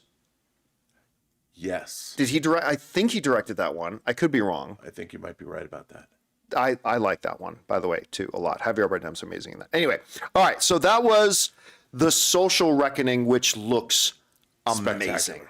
It looks amazing. Okay. I don't know if they. I mean, it was like, was that? It wasn't a trailer, really, or what? No. It was. I would say it was more of a presentation. Yeah. Yeah. It was great. God, it looks Best so. adapted screenplay, best original score, best film editing. There you go. Oh, there you go. All right. What's next? They spoke briefly about Buds, which is a animated movie coming out in December a new Sony 2027. animation called Buds. That sounds totally stupid. No. Okay, wait. Can I just say, I listened to plot and I was like, so Yeah, it's called Toy Story. no. What if plants could talk? What if cars could talk? No, but What in if the toys could talk? movie, in the movie, plants could always talk. They just couldn't let us know they could. Yeah, it's called Toy Story. But I love. It should be a pothead animated movie. Yeah, When it said that's what I Buds, thought it I was when they like, called it It's Buds. like, oh, Written okay. by It's a Seth Seth Rogen. Rogen. Like with Method Man and Redman. Like, I would watch that. Produced by Snoop Dogg. Yeah, I would so watch that. No, they showed nothing of it. I think they're still early into it. Because it's not coming out till next year, I believe. They just showed us a poster, told us the principal. I'm like, so it's Toy Story, and now it sounds more like Toy Story. And I don't know. Listen, a trailer could totally change my mind. We've seen that happen many times. But right now, this was not one that got my interest at all. So, Maybe just Rob and I. oh, you liked it too? I to be honest, as I was watching the head of Sony Animation, I kind of realized I kind of have a crush on her. Oh, there you go too. It's the Rob's not biased COVID at all. plant mom thing. All right, what was next? All after Bugs? right, Spider-Man Beyond the Spider-Verse. Okay. Bro, First of all, they bring out Lord Miller, who wrote and produced it, and then they brought out the two directors as well. And which I feel like it's now a part of every CinemaCon. Lord Miller come out to talk about a Spider-Verse movie, whether it's 3 years away, 2 years away, 1 year away, it doesn't matter. They're always coming out and they're always bringing footage to show us. Now, to give some context here, you've got to understand, I consider completely straight up the two Spider-Verse movies to be the two best Spider-Man movies, period. And I say that with all due respect to a couple of the great Raimi ones, to the Tom Holland ones, to the Andrew Garfield ones. The two Spider-Verse movies are the best Spider-Man movies they've ever made. And so I am very excited about the third one, been getting kind of impatient waiting for it. So they come out and they say, we're about to show you a chunk of the film now. And it picks up right from where the last movie ends. Right in that scene where Miles is facing himself as the Prowler in another universe. And it picks right up from there. Bruh. And it's awesome. Dude. It's so good. I was like, oh my, like even him going back the line, well, you know what they say? Don't look at the eyes. Look at the hands. And then boom, and oh, it was so good. It was so good. You know, I was watching that scene, you know what was running through my head? I'm like, we always talk about what are the great trilogies of all time? I'm like, I think this is going to be one of them. It's listen, people have asked us for years, if Spider-Verse 3 is on the same level as the first two, is it now in the conversation of the best trilogies of all time? And I say absolutely it is. It absolutely When is. they started to get into like the montagey stuff of the animation, look, I've always been blown away by the look of these films, but they plussed it. Like they're doing things and I'm just like, I was looking at this going, oh my God, this is amazing. Just, it is so clever. The visual oh my aesthetics God. of those films have been so original and so phenomenal that you're like, okay, like, are we, and especially in 2026, are we going to get burned out or like adjusted to this, like this kind of editing or this animation style? But what they showed, You know what it reminded me of? This is kind of a weird, I was thinking about this. When Paul Greengrass started directing the Bourne movies, as an editor myself, they created a new style. He created a new style. And when you got to the third one, was that the Bourne Supremacy? Was the third one the Bourne I Supremacy? think that was the third one. Ultimatum Supremacy. Bourne Ultimatum Oh, maybe Supremacy. Ultimate Matum was the third one. The third one, because you have to shoot to cut that fast. And you never not know where you're looking in the Bourne films. And I was like, this is a new genre. And it never got traction. No one has ever tried shooting another movie like they tried cutting Quantum of Solace like a Bourne film, but it didn't work because they didn't have the coverage. Greengrass created a new visual language in those movies. When I was watching this, I was like, this is like the third Bourne film. I'm watching something new. They've distilled what they did in the first two and they've plussed it. And I know we only saw a little bit of it, but those montage sequences and the things that they were doing. That was the second time I got chills at the was presentation. The first one insane. was Resident Evil. The second one was this Spider-Verse footage. I mean, unbelievable. I mean, I'm talking about technique, of course. I just, wow. Yeah, But it those was. scenes, First of all, they showed us a full like 4 or 5 minute scene. It was so And then good. they showed us a couple of minutes of montages from the rest of it, and it gets batshit crazy. and they're doing it for the IMAX ratio. Yeah, well, the PLF ratio they're doing it for the full. What is PLF? PLF? Premium large format. Yeah, okay. Yeah, so like AMC XD, 4DX, though IMAX is considered a PLF. This was the only footage that was like closer to like a square ratio Yeah, or it'll- something. yeah. From 143. Yeah. And it looked incredible. Anyway, Nadia, you saw the footage. What did you think of it? So I'm obsessed. I'm super excited. I'm Puerto Rican from New York, and it is so authentic. I am so happy. Like it feels like we're in the room, and it feels like they're paying attention to like New York culture. And what I loved with it is how you see him as Prowler and him as Miles, how completely different people they are. Totally. It's a completely different character. It's not Miles at all. Like his mannerisms, his tone of voice, the way he looks, the way he speaks, he seemed stronger, more confident, and like just a completely different character. And I absolutely freaking love that. Totally. So excited. So good. And what about you? I know you love these movies. Oh yeah. What was it? I Lonely Island as well. I think, yeah, these are just my favorite.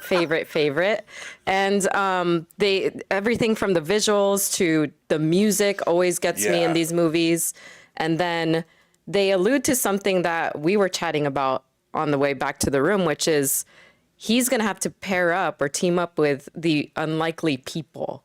And I was telling John, I'm like, it was flashing so fast. I'm like, was there a scene where it looked like Kingpin might have He's been going to team up with Kingpin. teaming up with Yeah, him? And I he's was gonna like, team up with what Kingpin. the fuck? Because Yeah, that's that's what Tom crazy. Rothman, no, that's what Miller said. He said this time around he's going to have to team up with a couple of really unlikely allies.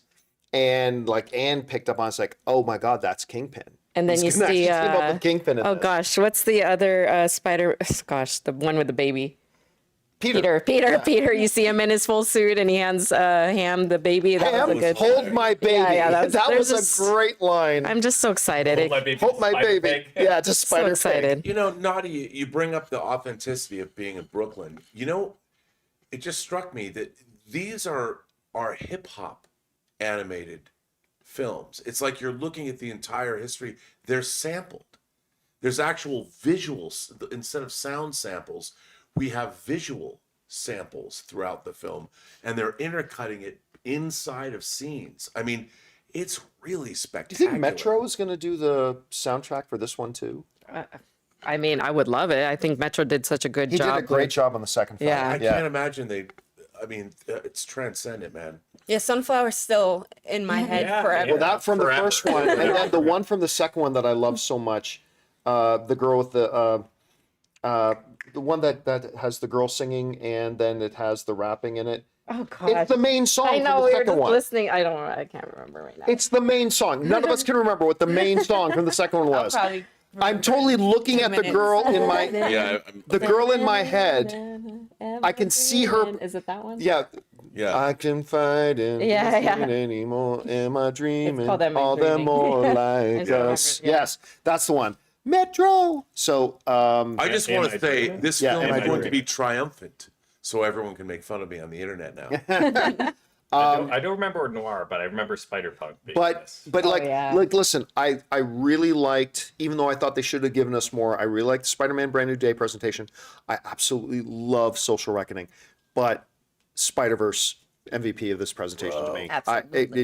It was the MVP of the presentation. I thought it looked I didn't think amazing. they were going to show it. That was They the last. always do though. Even when they have nothing but pencil sketch Joe, we're not animation, done they show yet, us that.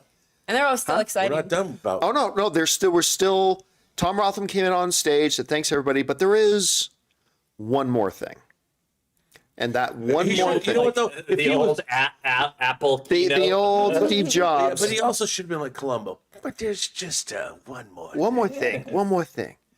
And that one more thing was Jumanji.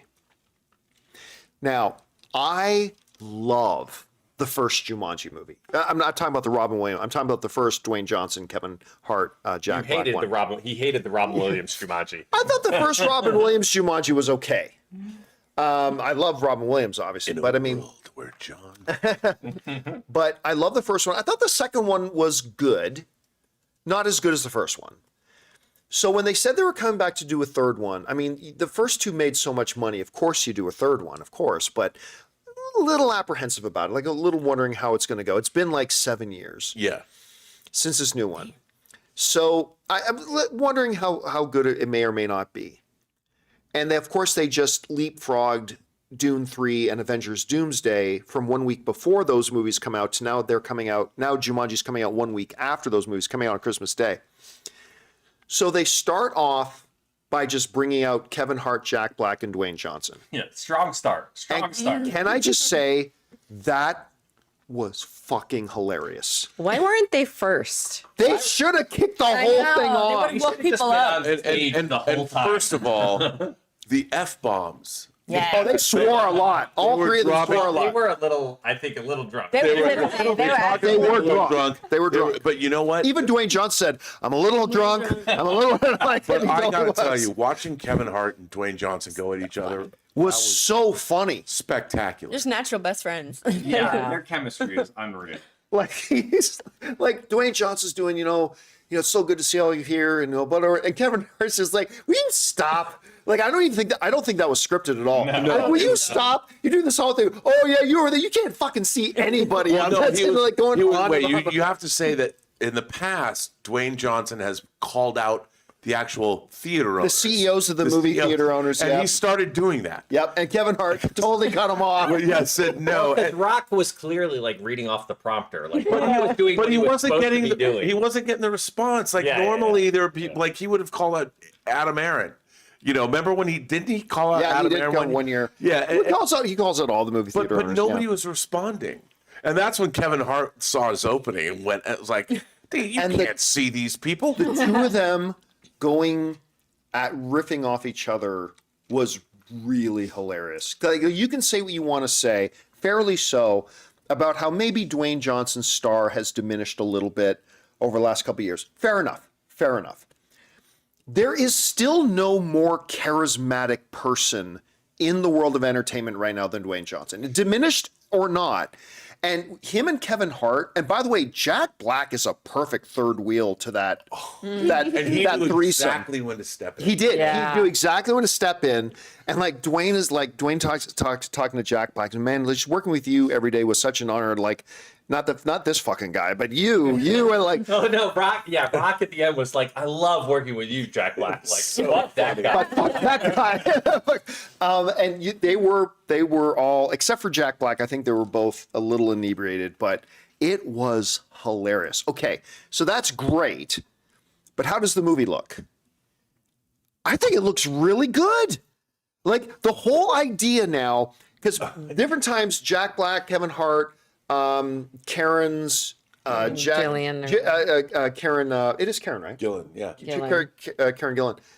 Their characters they become the avatars for different characters from movie 1 to movie 2. But in movie 3, those video game characters get brought into our world. And so now the kids from the first movie are like, that's my avatar, but it's actually Dr. whatever The Rock's name is. So good. Dr. whatever. And it's them in their natural state, these characters in their natural Like state. the default character personality. Yeah, the default The character premise is personality. so cool. It's so And awesome. it was really funny. It was working really It's well. clever. Yeah.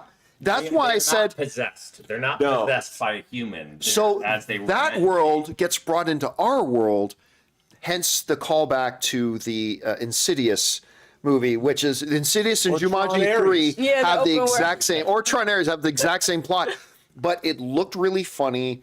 The gags looked great. That one gag where the 4 characters are running down the street. That was Why are they running like that? Video game character. Why are they running like that? 8-bit television. Oh, but Dwayne Johnson's character, his default setting was from the Spanish version of the game. So Dwayne Johnson throughout this trailer is speaking in this over-the-top, Charisma. That is my. ridiculous accent. That was so funny. They did mention Robin Williams beforehand. I see people in the chat. they did. talking. Yeah, they did. Yeah, talked they about did. They that. specifically, Dwayne Johnson specifically called out. He talked about the dice. Yep, he talked about the dice, and he said in almost every shot of this movie there is an Easter egg to Robin Williams, and I thought that was really cool. Yeah. That they did that. Anyway, Nadia, what did you think about the trailer? It's funny because you mentioned charisma, and that was one Charisma. thing that like Charisma. that he says. He's like charisma, like it's funny. And he's eating. His mouth And- is full. I don't know. I have like such a love hate with The Rock for many reasons, but I feel like I at one point was like, oh, I'd rather Dave Bautista and John Cena because I feel like they actually try, and I feel like The Rock was doing the same exact. He's being himself in every single movie, but after the Smashing Machine, and then seeing him in this, I'm slowly like, all right, like maybe he's like trying to be diverse again and like actually really care about a role, because this made me laugh. Like I actually really enjoy the Jumanji movies, and I'm like, all right, I'm gonna give him a chance again. Like, Well, it's good that he wins you over. I mean, that's the way. I mean, you can recognize talent, which I think we live in a day and age where people just want to have their biases confirmed. And I have to say, the premise of this movie, it's fun. it's pretty clever. It's fun. really, and they came out and they said they have to play 3 versions, Yeah. 3 different Yeah. characters. Yeah. And I didn't know what that meant at first. And Right. I really thought this film, and Jake Kasdan, Lawrence Kasdan's son, It's Wrote and his- direct this. Yeah, his franchise. This was really clever. I mean, you could tell that this is probably going to get very convoluted by the end, like transferring between who's who. And I really thought it was neat. I listen, I did not have on my bingo card that coming out of the Sony presentation, Jumanji was going to be one of the big highlights for me. Again, as a fan of the other movies, I really wasn't, but it was a really And I strong love the showing. title. Oh yeah, what was the title? Jumanji, the open world. The open world. world. Yeah, when they said that, I'm like, perfect. What a great That's title. a great title. I know, right? Oh, Well, I will say, similar to you, like I think Smashing Machine was like a interesting palate cleanser of like what Yes. Dwayne Johnson is Has been like, doing lately. capable of, and like seeing him in that role and then coming back to this, I think it made me more excited for this Jumanji, because I'm like, oh, like he's interested in playing like beyond a little bit this like Yeah. paint by numbers like pop culture like idea of like what he can do, and like maybe this will open him up to being just a little bit more, I don't know, whatever, playful about like what he is, and not just like lean into like what this in basic like version of him can be maybe in these original Jumanjis. yeah, and again, I will always watch him and Kevin Hart together. Oh, Right. like, Like- they're yeah. I just, what's the one thing? Who's the comedian that we just saw recently at the club that I like so much? She did the roast of Tom Brady. Nikki Nikki Glaser. Nikki Glazer.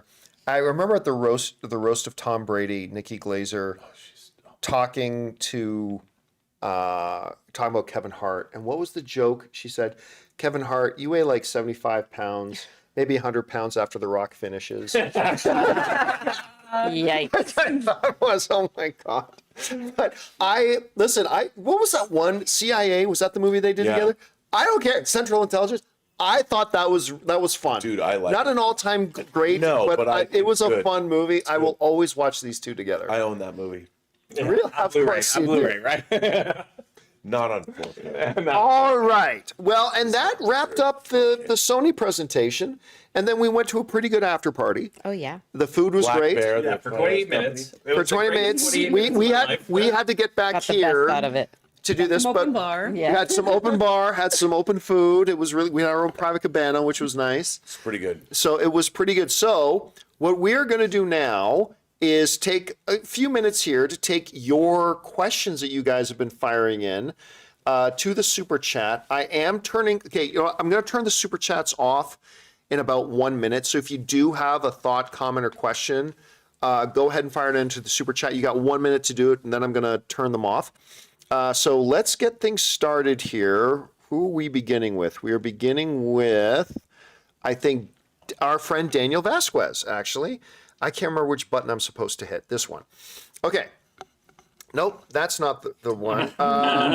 That's not the one either. What? No one's Lonely Islanding now. Drunk. I can't. Oh, it's this one. Nope. Is it? No, that's not It's it. not that one. Wait a second. What's happening? Oh, here? it is showing that screen. It's just not showing the actual. No. Oh my God. John is the most responsible of us right now, so Campea is. Sorry, I'm trying to get this to work properly, he and is for some screwing up reason, completely sober. let's see. Let's try side by. No, it's why. I don't understand why. Where's it getting that screen Yeah, from? where's that screen? Let me see if I can get this to I work. love Okay. that. Oh, it's showing that screen. Yes. window. Oh, it's showing that Why, window. thank you. Okay, let me see if I can get that to Can you change. get that window to show it? Let me see if I can get that one here. Give me a second. I should be able to change it to this, and now go to this, and now go to this, Boom. and boom! Now it works. Sort of. It'll work for us. Okay, so first of all, our friend Daniel Vasquez, who we often see out here at CinemaCon, saying, hey, John and crew, miss all you guys. Hope to be back next year. Also, let me know how Forgotten Island is. Yeah, when is the screening for Forgotten Island? I think it's Wednesday morning, I want to say. Wednesday morning? Wednesday. Yeah. Wednesday is Forgotten Island. So We we're going to will, go see Daniel. that. Yeah, we will let everybody know how that goes. Okay, next up is Chris Parker, who writes, slightly disappointed no one from Spidey production turned up. Oh, and rough was that for poor Barco executive. Okay. Oh. Part of the opening night ceremony was before Sony took the stage, they do a little, internal business. Yeah. Talk about state of theater business. And one of the new big sponsors is this theater technology company called Barco. And they're one of the new main sponsors of CinemaCon. It's Coca-Cola and Barco are the two main sponsors. So they bring out the Barco president to do this presentation. And the teleprompter goes off. And this poor guy was floundering around like a fish in a boat. Because he's doing this presentation, blah, blah, and his English is not his first language. It's some kind of European, I think some kind of Nordic, if I detected that right. But so he's up there giving this presentation. Doing a good job. In a language that is not his first language. And he's doing a good job. And then all of a sudden we notice he's like a lot of and then I turn around and I notice that the teleprompter on the back wall is off. And all of a sudden his so he's really struggling to remember what, and it's like just and then they brought the teleprompter back on, but it was totally in the wrong spot and it wouldn't move. And there was like 30 seconds of awkward silence. And then guy just goes, "Thank you for supporting us and have a great CinemaCon." And all of us felt so bad for that guy. But we were all on his side. We were all on his side. Everybody was cheering for him, but I just felt so bad. He waiting all year. We're a big sponsor of CinemaCon this year. He comes out in front of the movie theater owners, and they totally did him dirty. They owe him Well, I'll something. tell you, their projection looked crisp and lovely. Yeah, the projection looked great, but man, they screwed that up. Okay. Oh, that's the wrong button. This button. All right. Next up, we got PG, who writes, "I wasn't surprised that Sadie Sink wasn't at CinemaCon. She's currently in London doing a Romeo and Juliet play in the West End." Listen, I wasn't expecting Sadie Sink.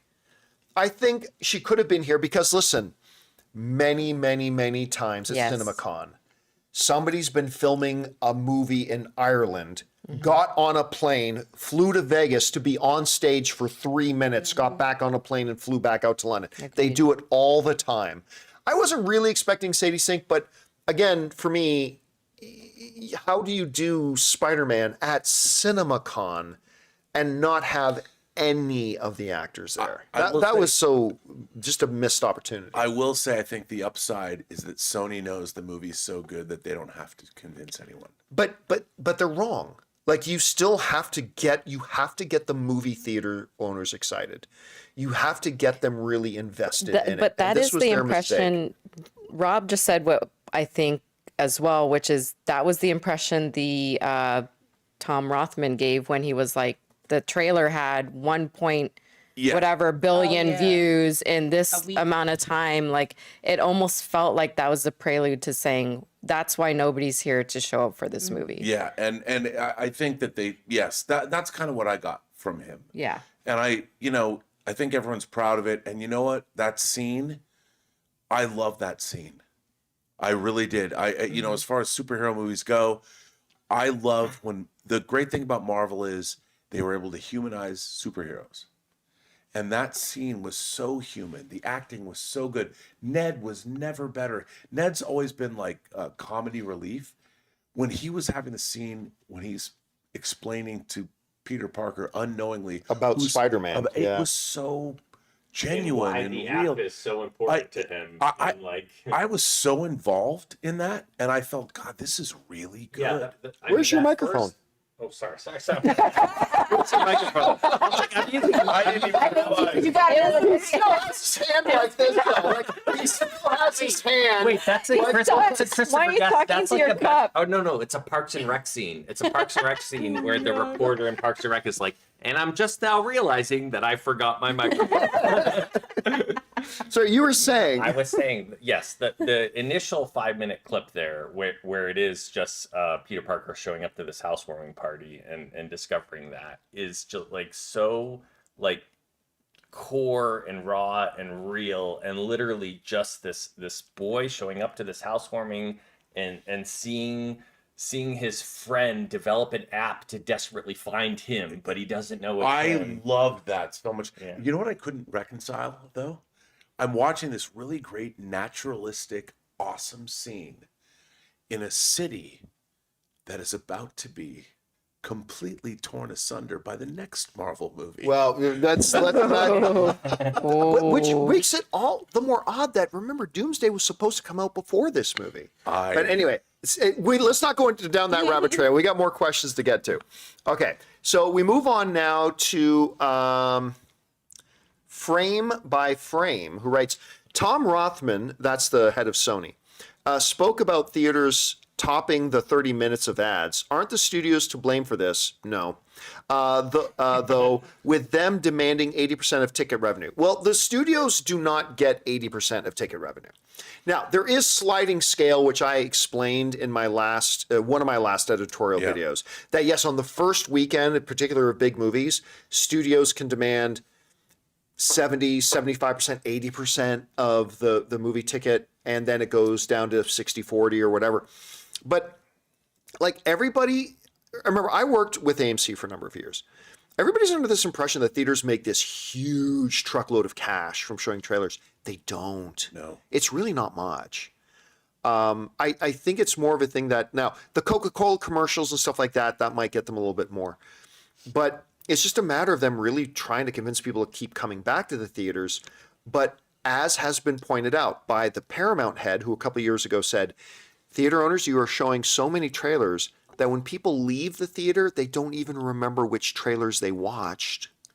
And then now this year, him saying, guys, you show so many trailers that our regular moviegoers don't even show up till a half hour after the start time, and our new moviegoers are getting turned off of moviegoing because they come on time and they're sitting through 30 minutes. And I'm like, you're preaching to the choir, brother. Campea literally yelled out in the middle of the sentence. Hallelujah. Damn right. Damn right. I mean, anyway. That was a legendary moment, by the way. That's going to go down in CinemaCon history. Maybe, we'll see. I'm sure Adam Aaron knew exactly who was saying it. All right. Next up, we go to the Ninja Boy, who writes, He's got the right name. personally, I love Benny Sadie. I probably meant Safdie. Safdie movies, and I'm excited to see what's next for him. I loved his stuff since I got my transplant in November, which is, you know, when you're down for a medical situation, that's a good time. People use that often to get caught up on their stuff. Nothing from him at CinemaCon this week, though, but yes, we're going to keep our eye on him for sure. Christopher Diaz says, thoughts on Paddington 4 news? What? Was that in the studio canal? I think we've missed that, The Sony unless it's on pictures? deadline or Was that? something. Yeah, I am. earlier We've been plugged here in Vegas. What? I am not. Yeah. I'm like, that's Now, like we the new heard Star a Wars while movie, dude. ago that they were Come on. looking at doing a fourth Paddington. Yeah, and we love the Paddington Talk movies. about best trilogy. Yeah, I mean, Now it's a quadrilogy. Yeah. Is that all right. true? I mean, I don't know. I haven't looked we'll, at that. we'll have to find out. Would have been in the earlier Sony Classics presentation. Or it The was studio just a canal. piece of news that dropped online. Yeah. Scott D writes, thanks for doing, fellas. Yeah. Number one, welcome. I don't do fellas. Support. They pay me enough. Thank you for the support, Scott D. I appreciate that, man. If you can't be an athlete, be All an right. athletic supporter. It's from Greece. Michael writes, do you think The Social Network, the movie, will be referenced in dialogue in The Social Reckoning? So, like, that's a really good question in the sense that my impression, and I could be wrong, is that The Social Reckoning is a spiritual successor to The Social Network rather than a sequel. Rob, how are you interpreting I it? would say that's a good way to put it. I mean, you're still dealing with the same character, but as Aaron Sorkin pointed out, and what they talked about was when The Social Network that happened. Remember, the ad line was, "You don't get 500,000 friends without making a few enemies." Yeah. 500,000 friends. Look where Facebook Oh, yeah. is now. It's ridiculous. So it's a totally different paradigm. And what the movie is about is how Meta or Facebook knew the algorithms, what they were doing harming to people, people, were yeah. harming people. And they And what the didn't. disinformation was. Yeah. By the way, Soul was right. According to people in the live chat, it was the Paddington 4 thing was part of the studio canal, which we It's did not attend. in development. In development. In I was development. going to go and I Okay. didn't go. All right, let's move on here. We've got Jude Lehman who writes, I'm the opposite. I think Nate is not as funny as a comedian at all, but he looks good in the movie. Comedy, like film, is incredibly subjective. Probably even Agreed. more than More film. subjective. Is more subjective. Like, Anne introduced me actually to him. I had seen him around, but I didn't really know him very well. Anne is the one who introduced me to his stuff by showing me, sitting down one day and making me watch this one Netflix special of his. And I laughed my fool ass off. Like, I laughed my ass like off. I argue he is the most disarming comic that That's I've a seen perfect way to in describe a it. long time. Like, he is such an everyman, being like, look, man, like, I'm struggling. I'm stupid. Like, here's shit that confuses and excites me. And the shit that confuses and excites him is hilarious. Yeah. So he is brilliant, and I love him, and I love his stand-up. Have you ever watched any of his stand-up? No, Yeah, I actually never I hadn't heard of him. until like a This few months SNL ago. stuff. Like there's I haven't seen watched the SNL it. stuff Yes. either. like his The revolutionary, Washington- yes. like when he pretends to be George Washington, like pitching the imperial measurement system on SNL. Oh my god, just stop this live stream, open a new It's tab, so go good. to YouTube, watch the Washington skit on SNL. Like, he's done 2 of them now because Yeah. he went and re-hosted again SNL. Like, his SNL presentations, I mean, His stage presence sold me though. Oh yeah, he That was sold me so more funny than the tonight. trailer. he was so honest too. He's like, "Oh man, like I've got 2 like movie jokes. Yeah. This works perfectly." for Movie theater CinemaCon." jokes. Yeah. I got 2 movie theater jokes, good. which were really funny. All right, let's see here. Matthew, that was Jude, right? Yes, that was Jude. Matthew Bravo writes, any news about a definite on Jean Grey? No, they didn't bring out anybody. They didn't mention Sadie Sink at all. Look, again, we have no insider information on this whatsoever. Anything could be possible, but we all know she's Jean Grey, right? Like, I think we all know that. I don't even think they're particularly trying to hide it. Again, we might find out in a couple of weeks that, surprise, she's the new Storm. I mean, I don't know, but I hope not. No, that would be kind of ridiculous. But I mean, I don't want to read that. I Twitter think feed. I think it's like nobody in this room doesn't think she's Jean Grey, right? Or do you think she is somebody else? If you had to bet $100 on it, No, I think she's Jean Grey. You think she's I Jean think Grey? they have to establish the new sagas, the X-Men saga. Like they're Yeah. going younger again. I just hope Yeah. it's not like that apocalypse, whatever that Oh, disaster was. yeah, that No, I think they're gonna that get was better. that was such a shame. That Apocalypse movie. She Half could of it's really good. Parts of it are really good. I'll give it that. All right, let's see. Ultimate Vision Network says, would you rather have a good director who loves the source material? Well, this is going back to something we were talking about earlier.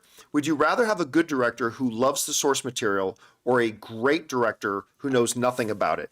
That's the easiest question in the world to me. Great director, period. Oh. James Mangold knew almost nothing about Wolverine before he started working on Wolverine, and he gave us Logan, one of the best top one. 3. Yeah, a Nicholas top Meyer 3 had greatest. never seen Star Trek before he made The Wrath of Khan. Really? Yeah. Yeah. Look. It doesn't. And then he don't learned, care. he watched it before he made it, but I don't care how big of a football fan you are. You cannot quarterback for the New York Jets. I don't care if Well, you you have might both. be able to, considering Considering the history of the New York Jets, but I mean, I don't care Well, the producer how of that movie much you tonight. know about the New York Jets. I don't care how big of a fan you are. I don't care if you tattoo New York Jets on your arm. You can't be the quarterback for the New York Jets.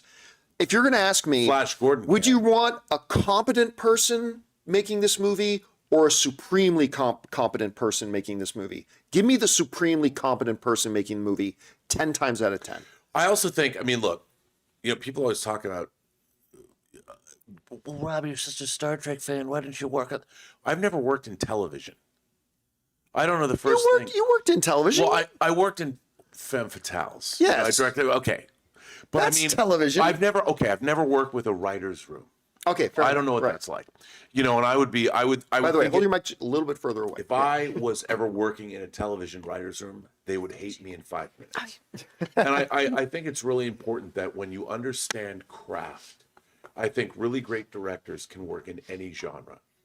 They will understand what happens. They will understand how stories work, so they can do those things.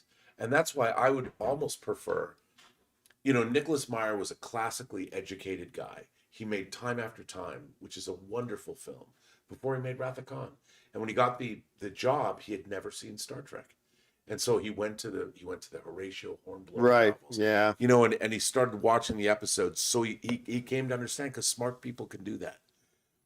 But you have to put in the time, and you already have to be smart. And if you're really smart, you do what Nadia was talking about earlier, which is you pair like if you're a director, you pair yourself with somebody 100%. who really does know that material, and you surround yourself with people who can advise on certain points. But yeah, look, I always come back to this one, and I know I go back to it a lot, but it is a great example of it. That abortion of a Dungeons and Dragons movie that Jeremy Irons did was directed by one of the world's foremost, biggest Dungeons and Dragons fans. And look how that movie turned out. But it was fun. Was it? It was. Jeremy Irons was? It was fun. Which Dungeons and Dragons movie are we talking about? The first one. Oh, Not the Chris Pine one. oh, No, the one with Jeremy Irons. Oh, you're thinking about the Chris Pine Wait, one. was this with Marlon Wayans?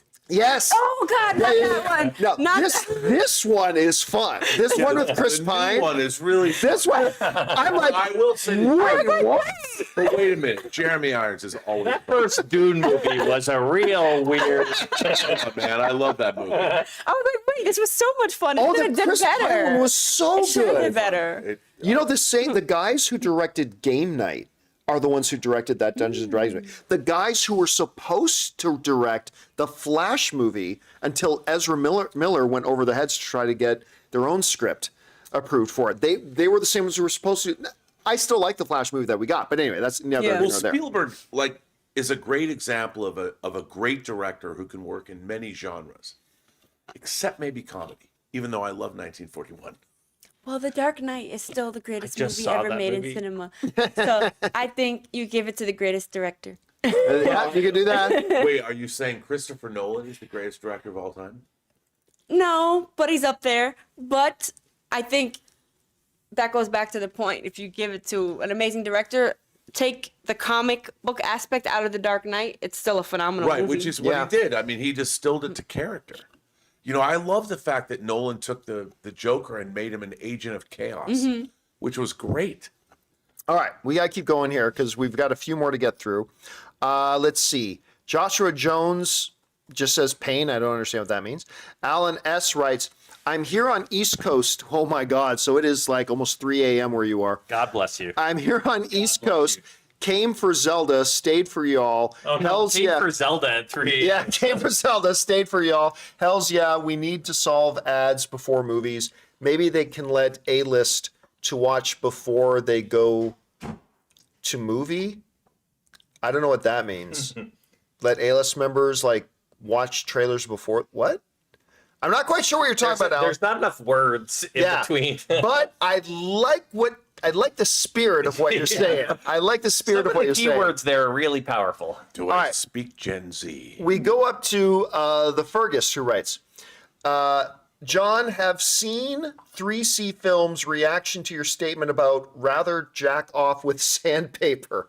Okay, for those of you who know what that's about, that's from my review of the new Scream 7, in which I totally unplanned but spontaneously said, I would rather jack off with sandpaper than watch that. I would Depends rather. which kind of grit of sandpaper. Then I you're followed it using, up really. with, I would rather watch Madam Web again. No, nay, I would rather watch a double feature of Morbius and Madam Web again before watching Scream. But no, I have not seen Chris's reaction to that. Chris is great. Yeah, we love Chris. Yeah, Chris, he he's a came out. sweet guy. He's come out to our movie meetup stuff. We love him, but I have not seen his reaction to that. No, I have not. So there's that. All right. Next up, we've got M Deep, who writes, "Hey John, hi John, God this side, support all your hard work at CinemaCon." Obviously, he was trying to say something different. He was drinking like we were. Well, and it is maybe like 4. Maybe it is 4 a.m. where he is. Everything this man had to say. I appreciate where he was coming from. I appreciate the words that he put into Cheers his to keyboard. him. Cheers to you. Thank you so much. Somebody in the live Cheers. chat is Isaac BB saying, "Why can't I send in a super chat?" Because we turned off the super chats because we don't want to be up till 4 a.m. And I want to go play poker. So all right, next up we've And there's got a WB presentation tomorrow. and there's an WB presentation. And in the The morning. Fergus also writes, "Do you think Sony Animation will make more R-rated movies after fixed regard?" Okay. Do you think Sony Animation will make more R-rated movies? Have they made R-rated movies? After fixed, regardless of what type of movies they are. Well, Bloodborne, they said was alright. Yeah. Well, yeah, Bloodborne, that's they gonna, did yeah. say There it you was go. on. So the Bloodborne, yeah. So that's a direct answer. Yeah. Actually, Bloodborne is going to be animated and it is going to be rated R. Yeah, and they flat out said that, stated Yeah, that. they actually made a point of that as a feature. So, so I think that means we can expect to get more R-rated animation from Sony Animations. I think we'll get more PG-13 stuff like Spider-Verse, and we'll get R-rated stuff as well. All right, we're almost there, guys. Lady Boner, right? Sony should just release Aang. My pen name. Sorry, But she Lonely Island? Sony should just release Aang the Last Airbender in theaters since they messed up K-pop. I mean, listen, we talked about that when the announcement came that they were moving it to streaming. I mean, nothing takes a shit on your movie more than saying this is a theatrical movie. Oh wait, we're moving it to streaming. Yeah. Like that's just What did happen with K-pop? oh because Is that- they didn't put it in theaters. That's the thing. Like K-pop Demon Hunters could have made $800 Isn't million. the Last Airbender It Paramount? wasn't in theaters at all. They only did a one weekend release after it had already been For on Oscars or Netflix. something. No, they did it just as a fan event or Don't whatever. you need that for Oscars qualification or something? Like you have to run for a period of You time. do, and then- but all you don't have to. They did it wider Okay. for to Oscar qualify.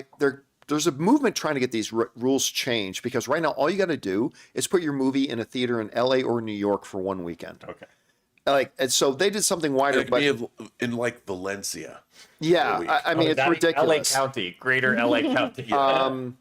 So I mean, movies should be movies, and TV movies should be nominated at the Emmys, not at the Oscars. But yeah, they lost out on a lot of money. Yeah. I think putting that there. What time is it in Scotland?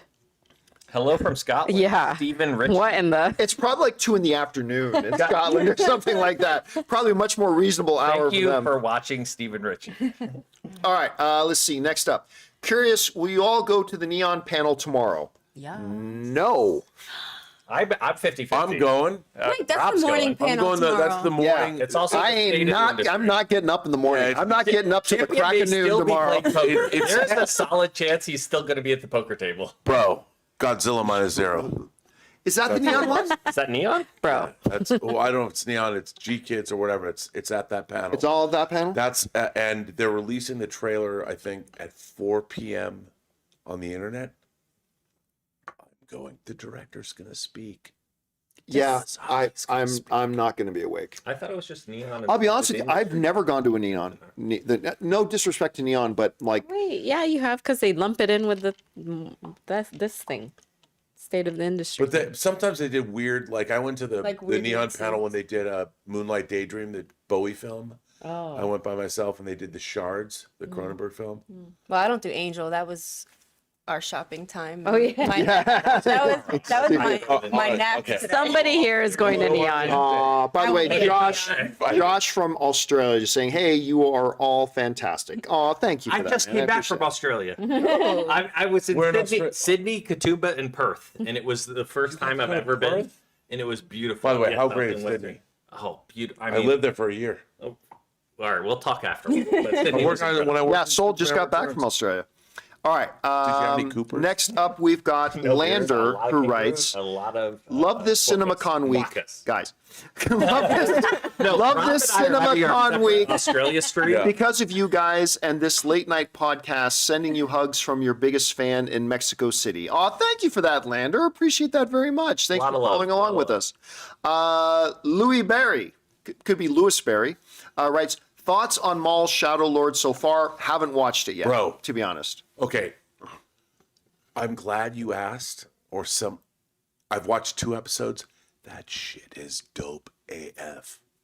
It's so cool. Well, it's Sam Witwer. I mean, so So if my Sam's friend doing it, it's Alvaro gotta have said, you something gotta to check it. out Maul's Shadow Lord. I was like, do I? Do I really have to? I don't really feel the urge to watch Bro. it. Watch it. I saw a lot of like. I've heard good things. positive buzz. I've heard seen a lot You of know good what? things. It is good, and I would have watched the rest of it. I had to come here. It's good. Well, I will give it a shot just because Sam Witwer's in it. I I'll mean, give it a shot. I dare say it's like the Andor of Star Wars animation. I don't want to say that, but it's that. It's All right, good. I'll have to check it out. Have you watched? We got to keep going. We got to You're keep moving gonna on here. And last one is, did they announce Quentin Tarantino's new movie? No, I don't think Quentin Tarantino's announced his new movie. No, No, I so don't think he's written his new movie. You didn't say the name. I'm not going to. Oh, sorry. Yeah, I don't. No, I don't think he's anywhere closer. I mean, he was going to do the Movie Critic, and like they had it, like they even started some Yeah, they low started key casting. marketing for it. Some started casting for it, and then all of a sudden out of nowhere, nah, I'm not going to do the one. You know, I just my girlfriend happens to work at the Academy Museum, and so sometimes we go to screenings. You're underselling it. Your girlfriend's like one of the main curators of the Academy. He is Yeah, the dude, Academy even I did Museum. that. He is. Thank Your you. girlfriend is the Academy Museum. Shout out to Get you in her. any screening, any ticket. By the way, just look. So if you ever go to the Academy Museum in LA, which you absolutely should, and you like go into, well, the Jaws one is closing down, but if you go to almost It's got a few more well, months. go to the big Jaws thing. As you walk in, it's like this big plaque, Jenny He. Jenny He, curated by Jenny He. Like Jenny He's name is on more plaques around there than anybody. Like the it's Academy. crazy. I love my Like, girlfriend. That's okay. We're getting off track. But I went to, so they have a lot of screenings. So this is a museum built around the Academy of Motion Pictures, and they have a lot of screenings there in this big, beautiful museum. And the last screening I went to before CinemaCon was Bong Joon-ho has this whole like director's inspiration, Yeah. Yeah. which so is good. incredible because there's so much stuff, all of his storyboards, all of his Hasn't he been inspiration. interviewing directors? He's so the screening that I went to was him interviewing David Fincher about Zodiac. Oh, wow. And right in one of his questions, right at the end, there was like, Adventures at Cliff Booth, like help a brother out, and I can't wait. and David Fincher was, so it was like this little Q&A before Zodiac, and so Bong Joon-ho was interviewing David Fincher, and Fincher was just like, well, are you free like Thursday? Like he was telling Bong Joon-ho, like, you can come watch it if you want, but you could tell Bong Joon-ho was trying to like probe him for information about Adventures at Cliff Booth, and he was just like, because he was like, okay, this is Fincher, this is Quentin Tarantino, this is like an interesting, like weird, like evolution of like what we've seen, like what can we expect, what are you willing to give us? And like he obviously, Fincher's a very reserved person, so he Right. didn't like give much away in the thing other than this is going to be an interesting like character evolution of like what we've seen from Quentin Tarantino. So like Fincher is absolutely putting a spin on like, But that it's one of the scene. craziest things that's like ever happened. Yes, it's so weird. David it's so Fincher bizarre. directing a Quentin Tarantino Yes, script absolutely. about a character that Tarantino created Yes. in Once Upon a Time in Hollywood. I am so stoked to see this. Yeah. by the way, I don't know what I'm allowed to say about what. You have to forgive me. I like to brag for people sometimes, but like Jenny's new project. Oh, I think that's Is that public? information. So what his girlfriend gets to do for the next couple of years is she's working directly with Steven Spielberg, like putting together the Steven Spielberg exhibit that will open in a couple of years at the Academy. So she just gets to work directly with Steven Spielberg. His whole career retrospective. Can I also give Jenny a shout out because she's also the one who put together Tim Burton's touring like Oh, that was Exhibition. amazing. exhibition, I which have no connection to Jenny. I don't know her at all, but she's fucking. we love you. But can I say this too? I'm like, I gotta go back to the West Coast. Yeah, Jenny, you rule. They took like, so Jenny and Soul took us as a tour around the Academy Museum, and obviously went to her Jaws exhibit, but then she showed us the rest of the museum as well. And there are two things that just literally made my jaw drop. And we walk around the corner, and I think Jenny even said, I think you'll like this. We walk around the corner and I see it under a glass case, Dorothy's ruby slippers. And I walk up and I'm like, this is a replica, right? She goes, no. I'm like, these are the ruby slippers that Judy Garland wore in Wizard of Oz. They're And she- very dimly lit too, because they can't even use a like strong light. I'm standing. I'm like I'm Wait, can you put them standing on here. and just go. There's Yeah, no can you place put them to go. on? There's no place to No, we go. could not put them on. But I'm like, I would have done that. I'm like, like this is like Indiana Jones finding the idol in the temple. Like this is iconic Hollywood right here, right? And so I thought that was peak, and that pretty much was peak. Like I'm like pretty these are peak. them. Then she takes us in this other room, and it's like the piano from Casablanca. And I can't say who she got it from, but they got like they had Got somebody it from Rick Blaine from his Cafe America. that's it. But she got the piano. There's somebody who owns the piano and Yeah. donated it to the museum to put on exhibit. But I'm like, this is the plate against. This is that piano. And like, this is it. I'm like, guys, listen. I highly encourage going to the Academy Museum. Yeah, If you- her job is incredible, Screen King. Like I didn't prior to meeting and dating her. I think I had an idea of what museum curator does. but, Okay, like, wait a minute. it's phenomenal. I gotta ask, how'd you meet her? Hinge. I'm not being paid right now, but Hinge is an incredible dating app. Shout out to Hinge. Oh, okay, he's gonna kill me for this, but I got to tell you about his first date. So It's pretty good. It's a pretty good it's first okay, date. and I'm not going to give all the details, but here's the first date. Sol and I are hanging out early in the day. It's like, I got a date tonight. I'm like, okay, great.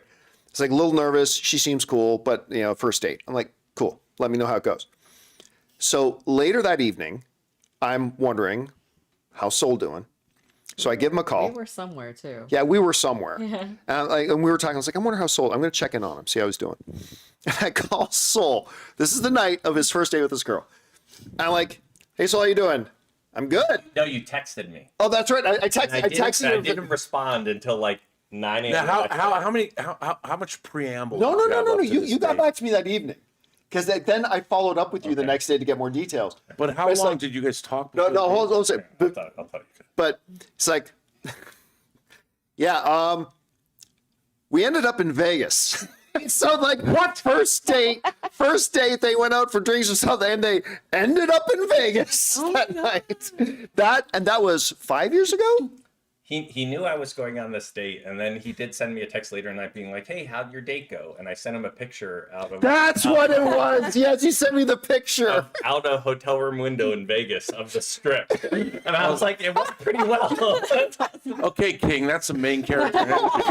I mean, how did that happen? Well, no, that's not for on air. Okay. But here was it 5 years ago? 6? Yeah, 5 years. 5 years ago, you We guys are are still. way far away from the CinemaCon, but it did end up in Vegas. It did, yeah. But that brings us to the end, bringing it back to a story about Vegas. That'll do it for our first night of CinemaCon coverage for the Sony presentation. Again, I think a lackluster presentation with some really good highlights. Yeah. Some really good moments. The Social Reckoning, big highlight. Surprisingly, Jumanji, big highlight. Spider-Verse, big highlight. Resident Evil, I thought. Resident Evil, I think looks really interesting. So Oh, look, I think Insidious. Sidious looks kind of cool, but guys, Yeah. tomorrow is Warner Brothers. Supergirl, Dune 3, Godzilla X Kong, Odyssey. The Odyssey, probably some of the Batman 2. They already won. Probably They a haven't little, started shooting probably a little bit of they won. no. But every year they bring out Matt Reeves to talk about True. it. Probably get a little bit of some talk and information. Probably some behind the scenes shots. Is it only of one? Is Warner Brothers the only one tomorrow? Warner Brothers. Well, there's Neon in the morning. Yeah, and I'm gonna but go to the that. main one is Warner Brothers. So that'd be a little bit earlier tomorrow. Instead of 10 p.m. West Coast time, we're going to start that at 8 p.m. West Coast time. So a little bit more manageable for everybody. So make sure you guys join us for that. Here in Europe, God bless you, people watching in Europe and Yes. around the world. So a big thank you to Robert Meyer Burnett, to Soul Video, Jonathan Green, to Dr. Ann Campea, to Nadia Martinez for being here. And thank you to you Gotham guys Geek Girl. for joining us. We'll see you again tomorrow. That'll do it for us, guys. Until next time, bye-bye.